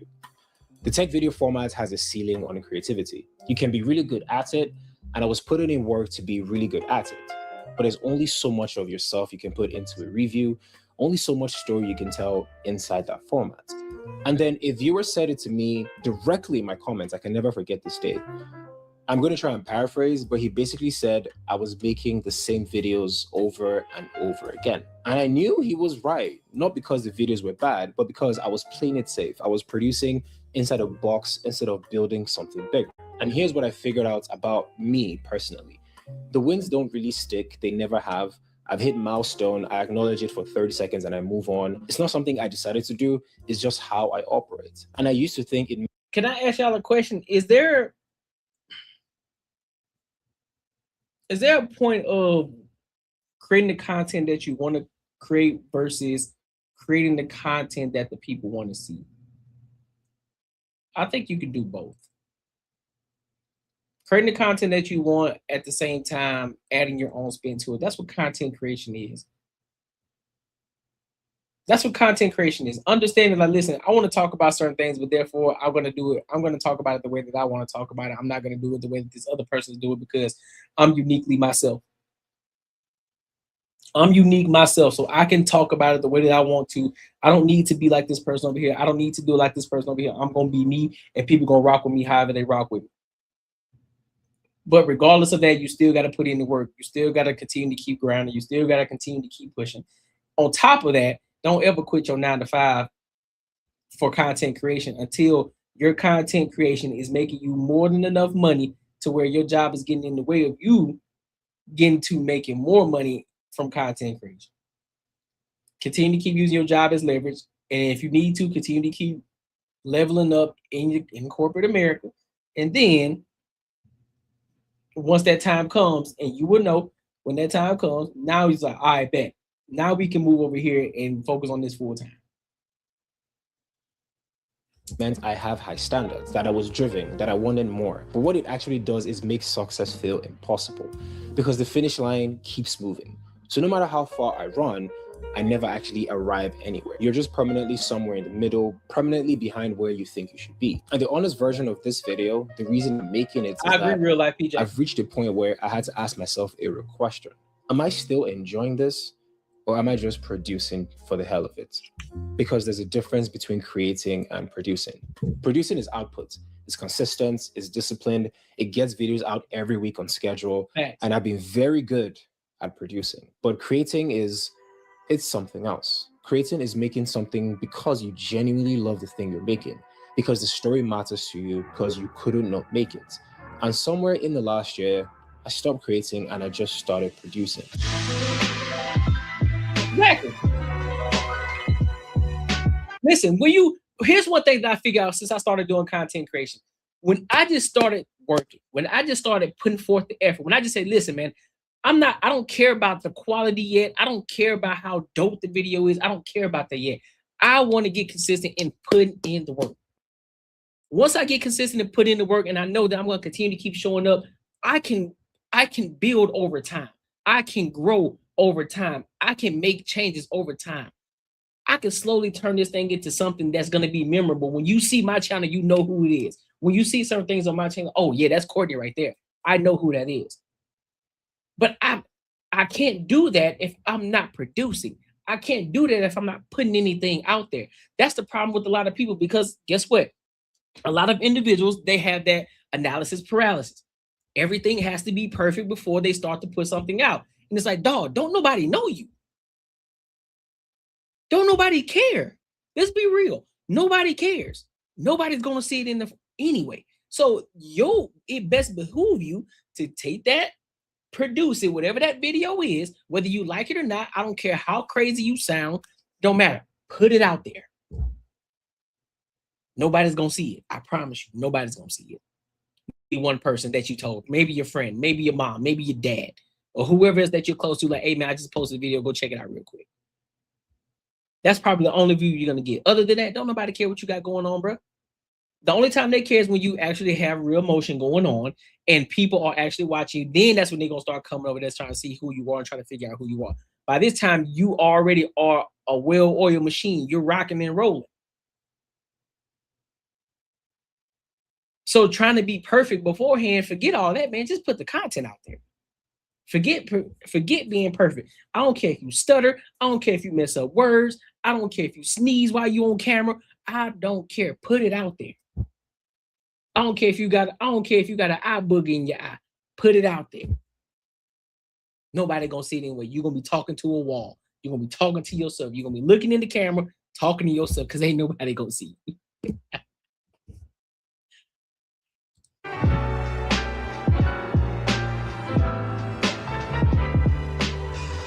I love films and movies, and I've been obsessed with them for a very long time. The aspect of it, what sorts of symbolism, that's a fact, William. Where the light shines on a particular subject, and the story itself. The story has been a big factor in why I love films. The idea you can take a simple story and turn it into like a compelling thriller, compelling, horror movie, or an action movie for that matter. I've always loved that aspect of it. Let's take Breaking Bad, for example. The story is a school teacher. Okay, I'll pause it right there, man. Shout out to him though, man.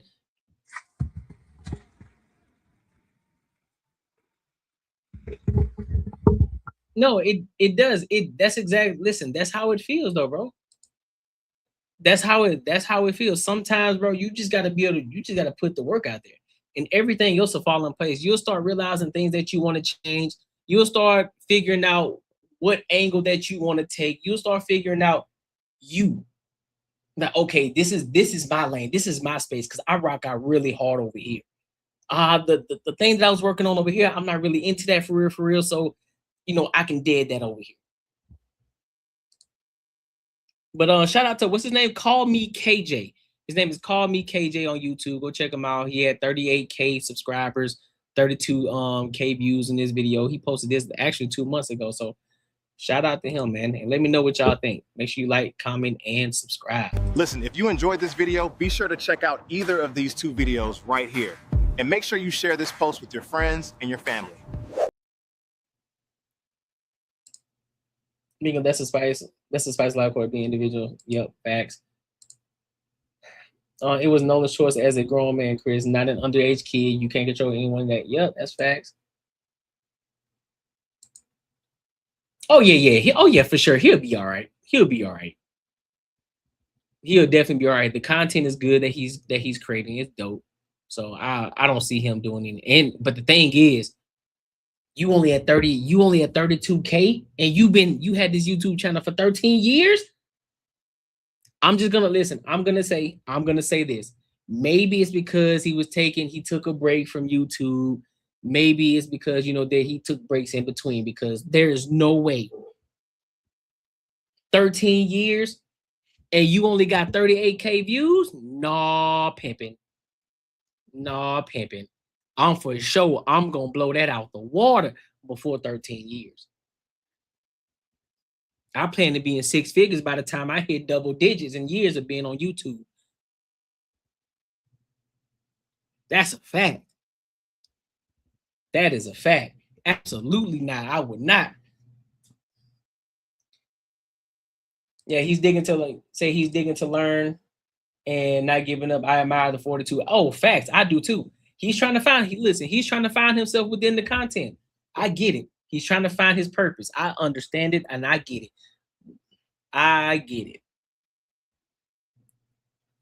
But I think you find purpose within the work. I think you find purpose in the work that you're doing. I think that's when the actual purpose comes in. That's where you find it. I don't think you find purpose just sitting there trying to figure it out. I don't. Because you don't know. If you're not working, if you're not trying to build something, if you're not trying to do anything, you just sitting there trying to figure things out. Oh man, I need to figure something out. I don't know what to do. Well, you'll never know what to do if you're just sitting there. If you're just sitting there trying to contemplate on what it is that you want to do, just start doing something. You'll figure it out. It'll be revealed to you.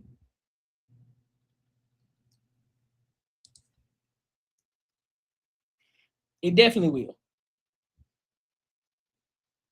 And when that time comes, guess what? You dive head first into it. Don't matter how, it don't need to be perfect. It don't need to be anything. You just dive into it and you figure it out as you go. You build the car as you drive it.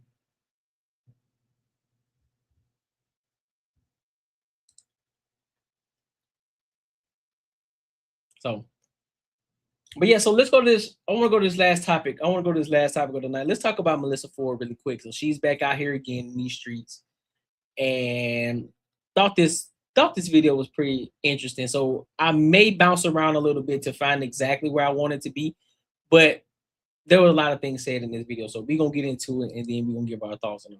All right, so let's rock out. The boy.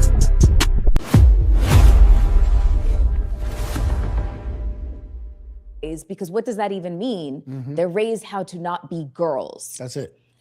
And so that's confusing as hell. So what does it mean to raise a boy into a man? What does that mean without using the example of, see, girls do this, don't do this. Like, as a father, how do you raise a boy from a man in a healthy manner? Because evidently, as a woman who's in these streets, a lot of them are literally still stuck in that maleness, as you say. Yeah. The simple answer is this: the same rules that we have for our daughter dating are the same rules that we have for our son dating. The same things that so many of us as men and potential men in waiting, we've gotten our humanity stolen from us. So the minute that you tell a boy that he shouldn't cry, because boys don't cry, is the minute that you have stolen that boy's humanity from him. so many of our women have been programmed into seeing men as stoic as their great grandfathers and grandfathers. I disagree. I disagree with that. I don't think fathers tell their sons not to cry. I think the issue is because they're little kids, right? You have to understand. So we're coming from a place of adulthood, right? And we understand what these little kids are going through and the things that kids cry about. The little things, the small, minuscule things that they cry about, that's what they tell them to stop crying. Hey, you tripped and fell. Okay, you were a little embarrassed. What are you crying for? There's no reason for you to cry. It's cool. That's why we always ask the question, are you bleeding? Are you hurt? Oh, your feelings hurt. Okay, well, there's no need to cry about it. Listen, one thing you can't do, get up, laugh about it. It happens to everybody. No need to cry about that. There's no reason to cry about it. It's not about the fact of men not being able to cry. It's about when you cry about everything. When you make everything a big deal. Nobody tells a man not to cry. We know men cry, but guess what? We're not going to do it in front of our family. We're not going to do it in front of our children because guess what? They look at us as Superman. And somebody has to be the rock. While everybody else is crying when other things are going on, you have to be stoic. You have to be the rock. You have to be the one that still have to get things done. And then you cry later. When you play sports, nobody talks about anybody crying. Think about sports, right? Think about the person who lost the championship game and they gave it their all. They gave it their all. They left it on the floor and they're crying in the locker room. Nobody talks about it. Nobody tells them not to cry because they understand it. They understand. They put their blood, sweat, and tears into it and they still fell short. And they tell them, hey, bro, hey, I get it. I get it. You put it all on the floor. You just fell short. But don't give up. It's cool. Cry now, you know what I'm saying? Get it out. But now you know what to do. Now you understand how to come back even better. So nobody tells their son. Now I get it. There are some toxic men and some toxic women who tell their young boys, hey, don't stop crying. That's some you acting like a little girl. That's toxic. But what men tell their sons, it's like, hey, what are you crying for? What's the reason for you crying? Are you hurt? Are you bleeding? Are you dying? What's going on? Are you good? Okay, well, first of all, instead of you crying, calm down, relax. Okay, there's no immediate danger right now, so calm down and tell me what's wrong.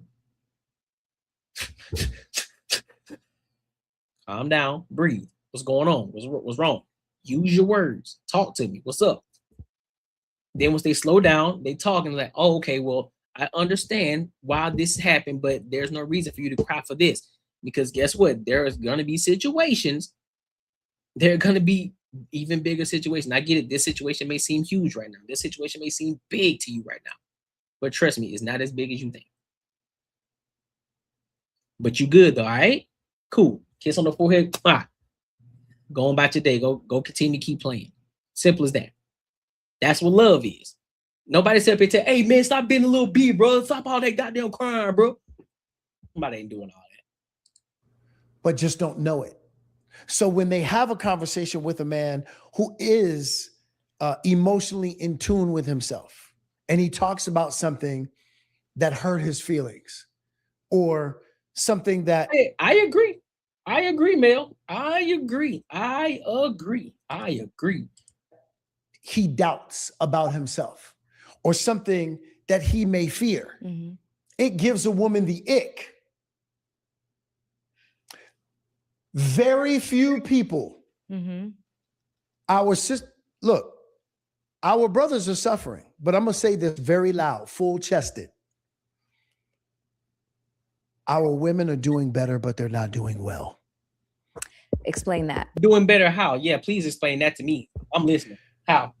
Because when I just gave that example about a woman hearing all of those things from a man and then getting the ick behind it, what you don't realize about yourself is that you're still caught up in the idea of what patriarchy is. Yes. Because we're all poisoned by it. It's not just the guys. It's the women too. Oh, I've met quite a few women with internalized misogyny and that are really for sure. Yeah. So when this woman, now watch this, if we're talking about our sisters being the most educated demographic in the country, if you're the most educated demographic in the country, it would stand to reason that eventually that's going to turn into dollars.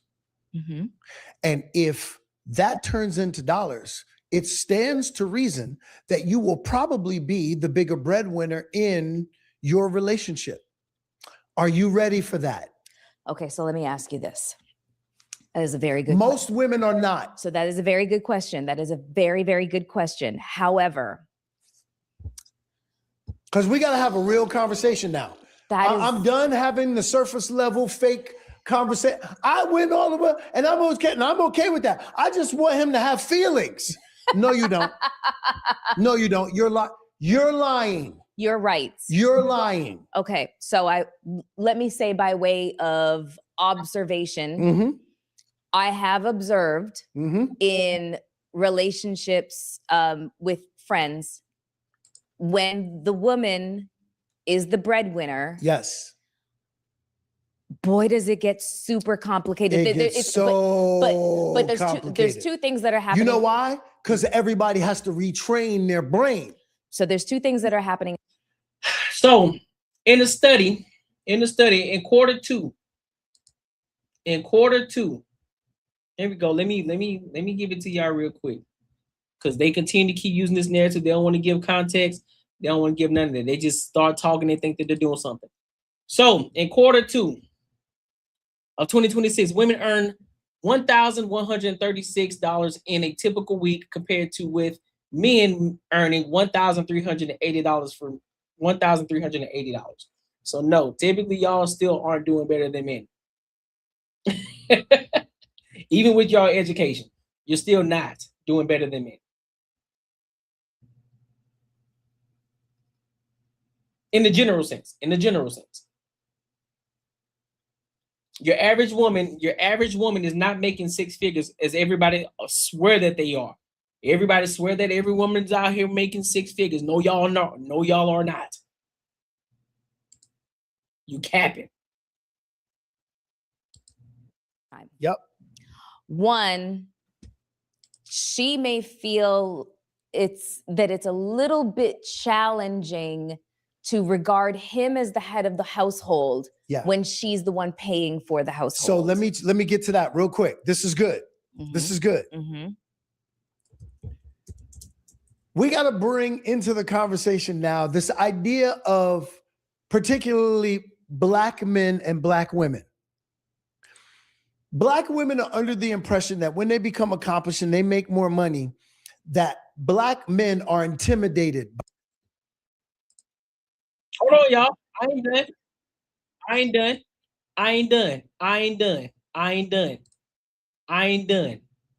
In the US, men earn significantly more than women on average. With the gender pay gap persisting across most occupations and age groups. Right? Current median earnings, Q2 2025 BLS data. Men median weekly earnings, like we said, $1,330 for full-time wage and salary workers. Women median weekly earnings, $1,078.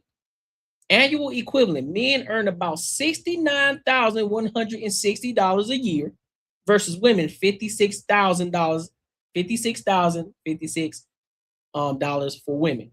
A difference of $13,104 per year. This represents a 20% pay gap when comparing median weekly wages. So in 2023, women's median weekly earnings were 83.6% of men's.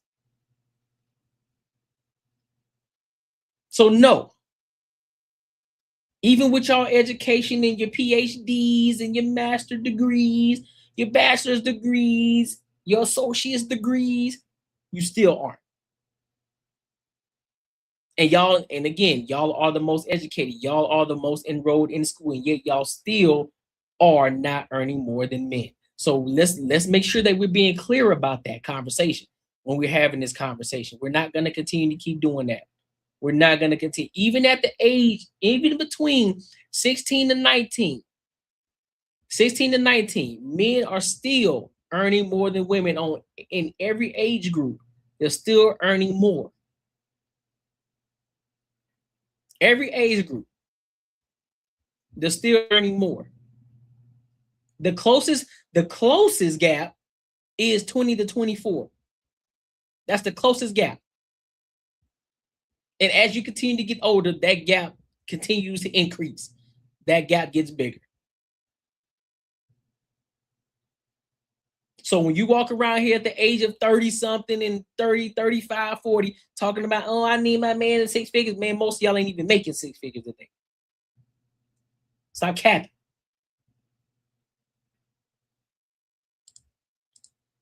Ridiculous. There's a huge difference between being intimidated and turned off. Okay. Because I have seen this firsthand from some of our sisters who carry this like a badge. Mm-hmm. No man, I'm gonna get crass for a second.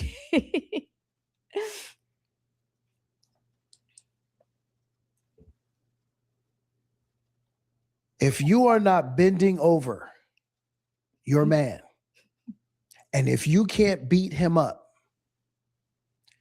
you can't intimidate him. Facts. It's not possible. Facts. Let's stop the garbage. Okay. No man is going to be intimidated by you unless you are bending him over or beating him up. Okay. Now watch this. Okay. We're going to have a real conversation now. We are. Because we got to start retraining our brain because we've all been poisoned. I know this. Okay. 3 o'clock in the morning. Uh-huh. My wife, by the way, right now, Mrs. Whitfield out-earns Mr. Whitfield. Mm-hmm.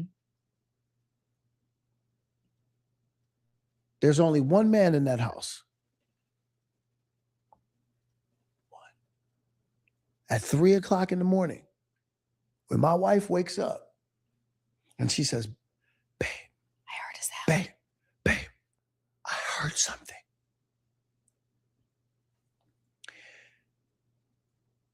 If it were difficult for her to see me as the man of the house, Mm-hmm.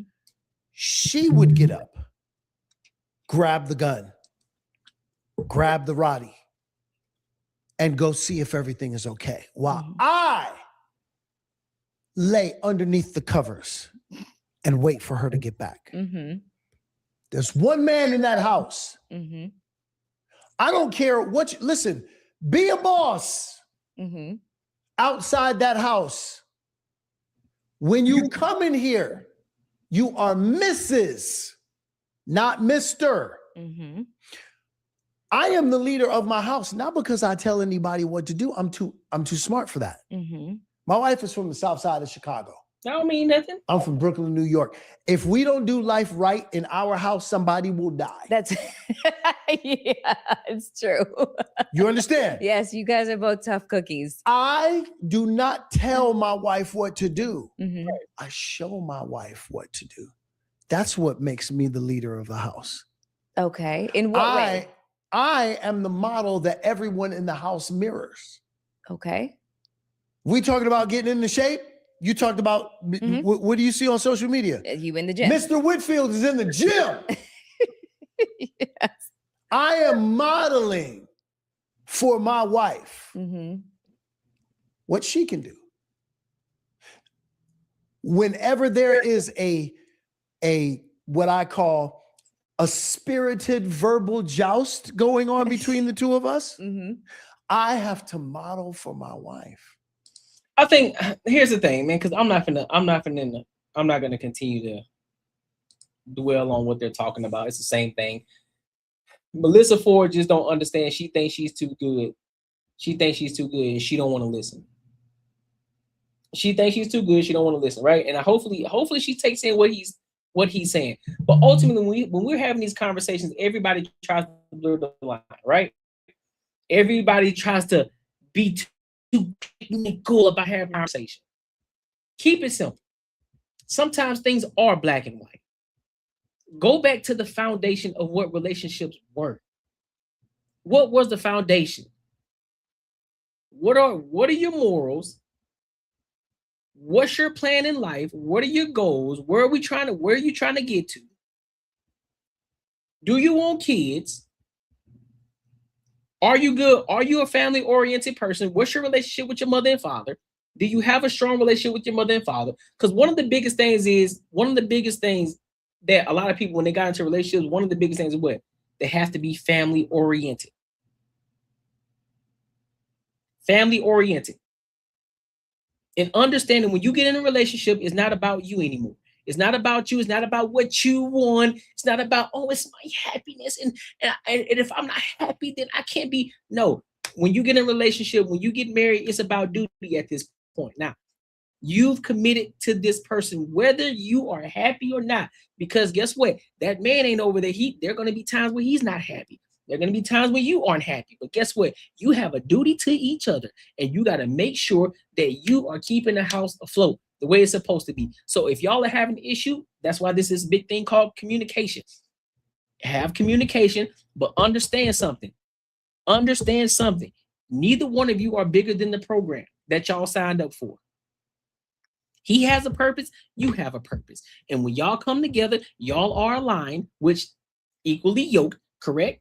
Y'all come together and you build something great. That's how relationships are supposed to work. But because y'all let social media, y'all keep talking about patriarchy and all this BS, it ain't about the patriarchy. Y'all got lost in y'all way in relationships because you think you got so caught up in what's going on Instagram. You worried about all the fakeness that's going on Instagram and TikTok and all this BS that people are talking about.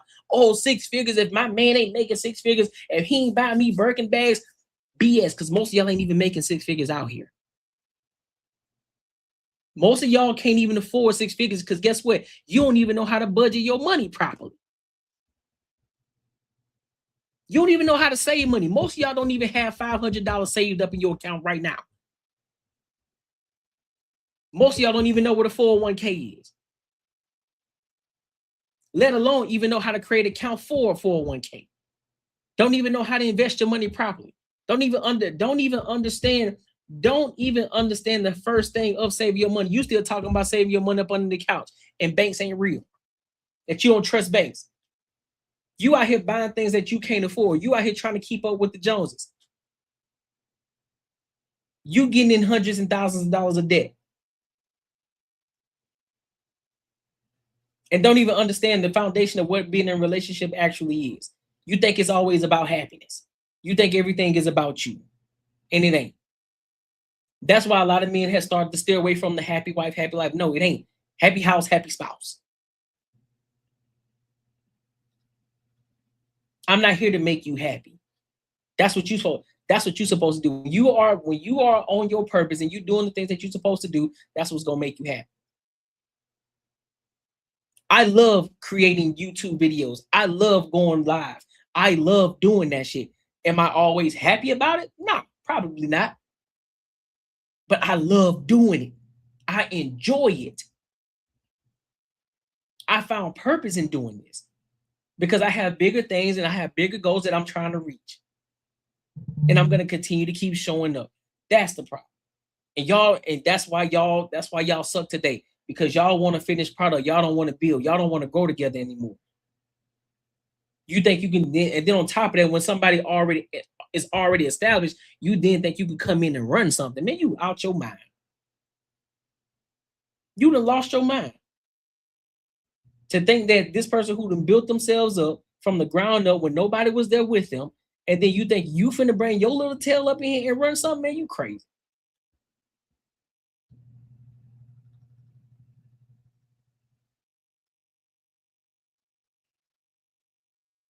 So y'all can miss me with all this.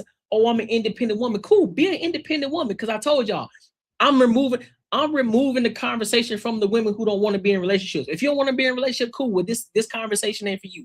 I'm talking to the ones who want to be in a relationship, the ones who want to get married, the ones who want to have kids, the ones who want to have a family, who want to build an actual legacy. I'm talking to y'all.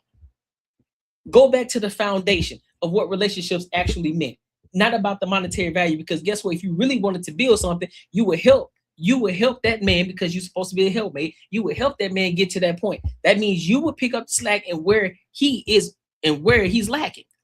That's the point. You will pick up the slack. You do whatever it is you can, because guess what? You are the beneficiary of his success.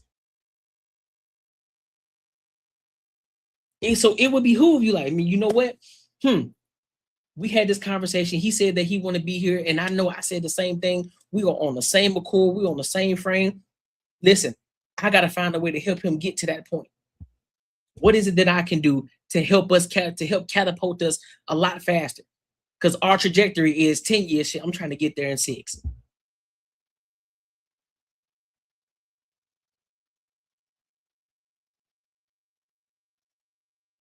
But y'all too worried about talking about, oh, I want to go 50-50. Oh, I look too good to go 50-50.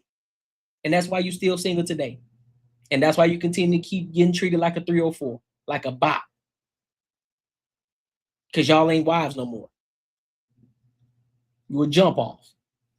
And that's why men aren't taking you serious.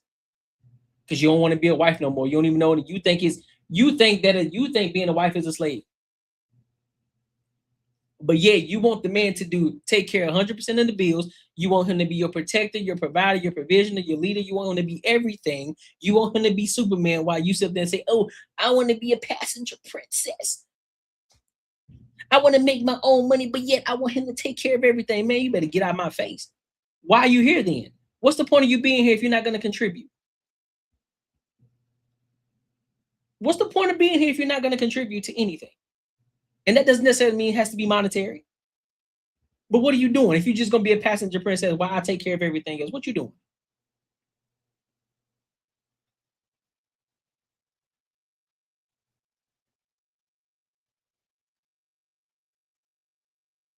But that's a conversation they don't want to have. Because they think that the type of dudes that they're used to attracting, that's all that they can attract. They don't understand that there's other men on the other side of the aisle who are actually good men out here who are looking for ladies to settle down with. But guess what? They don't know how to attract them. They don't know how to attract them. They walk past them every single day. Every single day. The average of women walking past an average dude because they think they better than. Just because they had a celebrity bust them down one time, they think that all of a sudden they're more valuable. Man, you better get out of my face. You better get out of my face. But it be what it is, man. Make sure y'all like, comment, and subscribe for the algorithm, and make sure y'all hit the bell notification. Let me know what y'all think. Y'all think I'm off? I don't know, because I don't think I'm off. Listen, if you enjoyed this video, be sure to check out either of these 2 videos right here. And make sure you share this post with your friends and your family.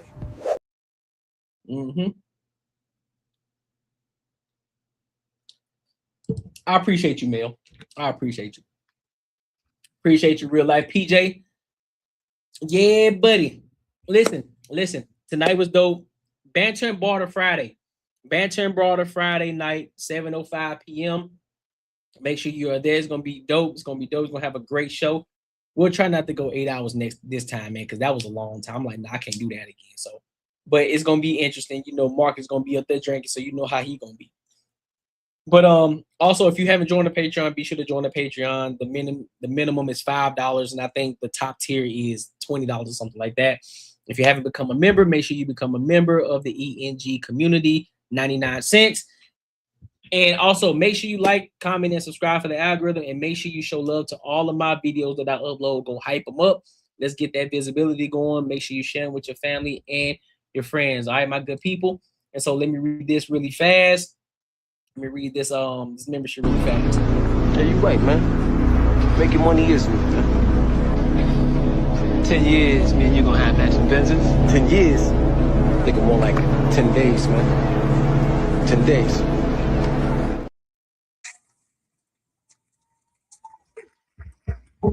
Shout out to William Lynch 578 for becoming an ENG member. I appreciate you. Listen, we growing the ENG community. I say we got to be at 100 members by the end of the year. We got to be at 100 members by the end of the year.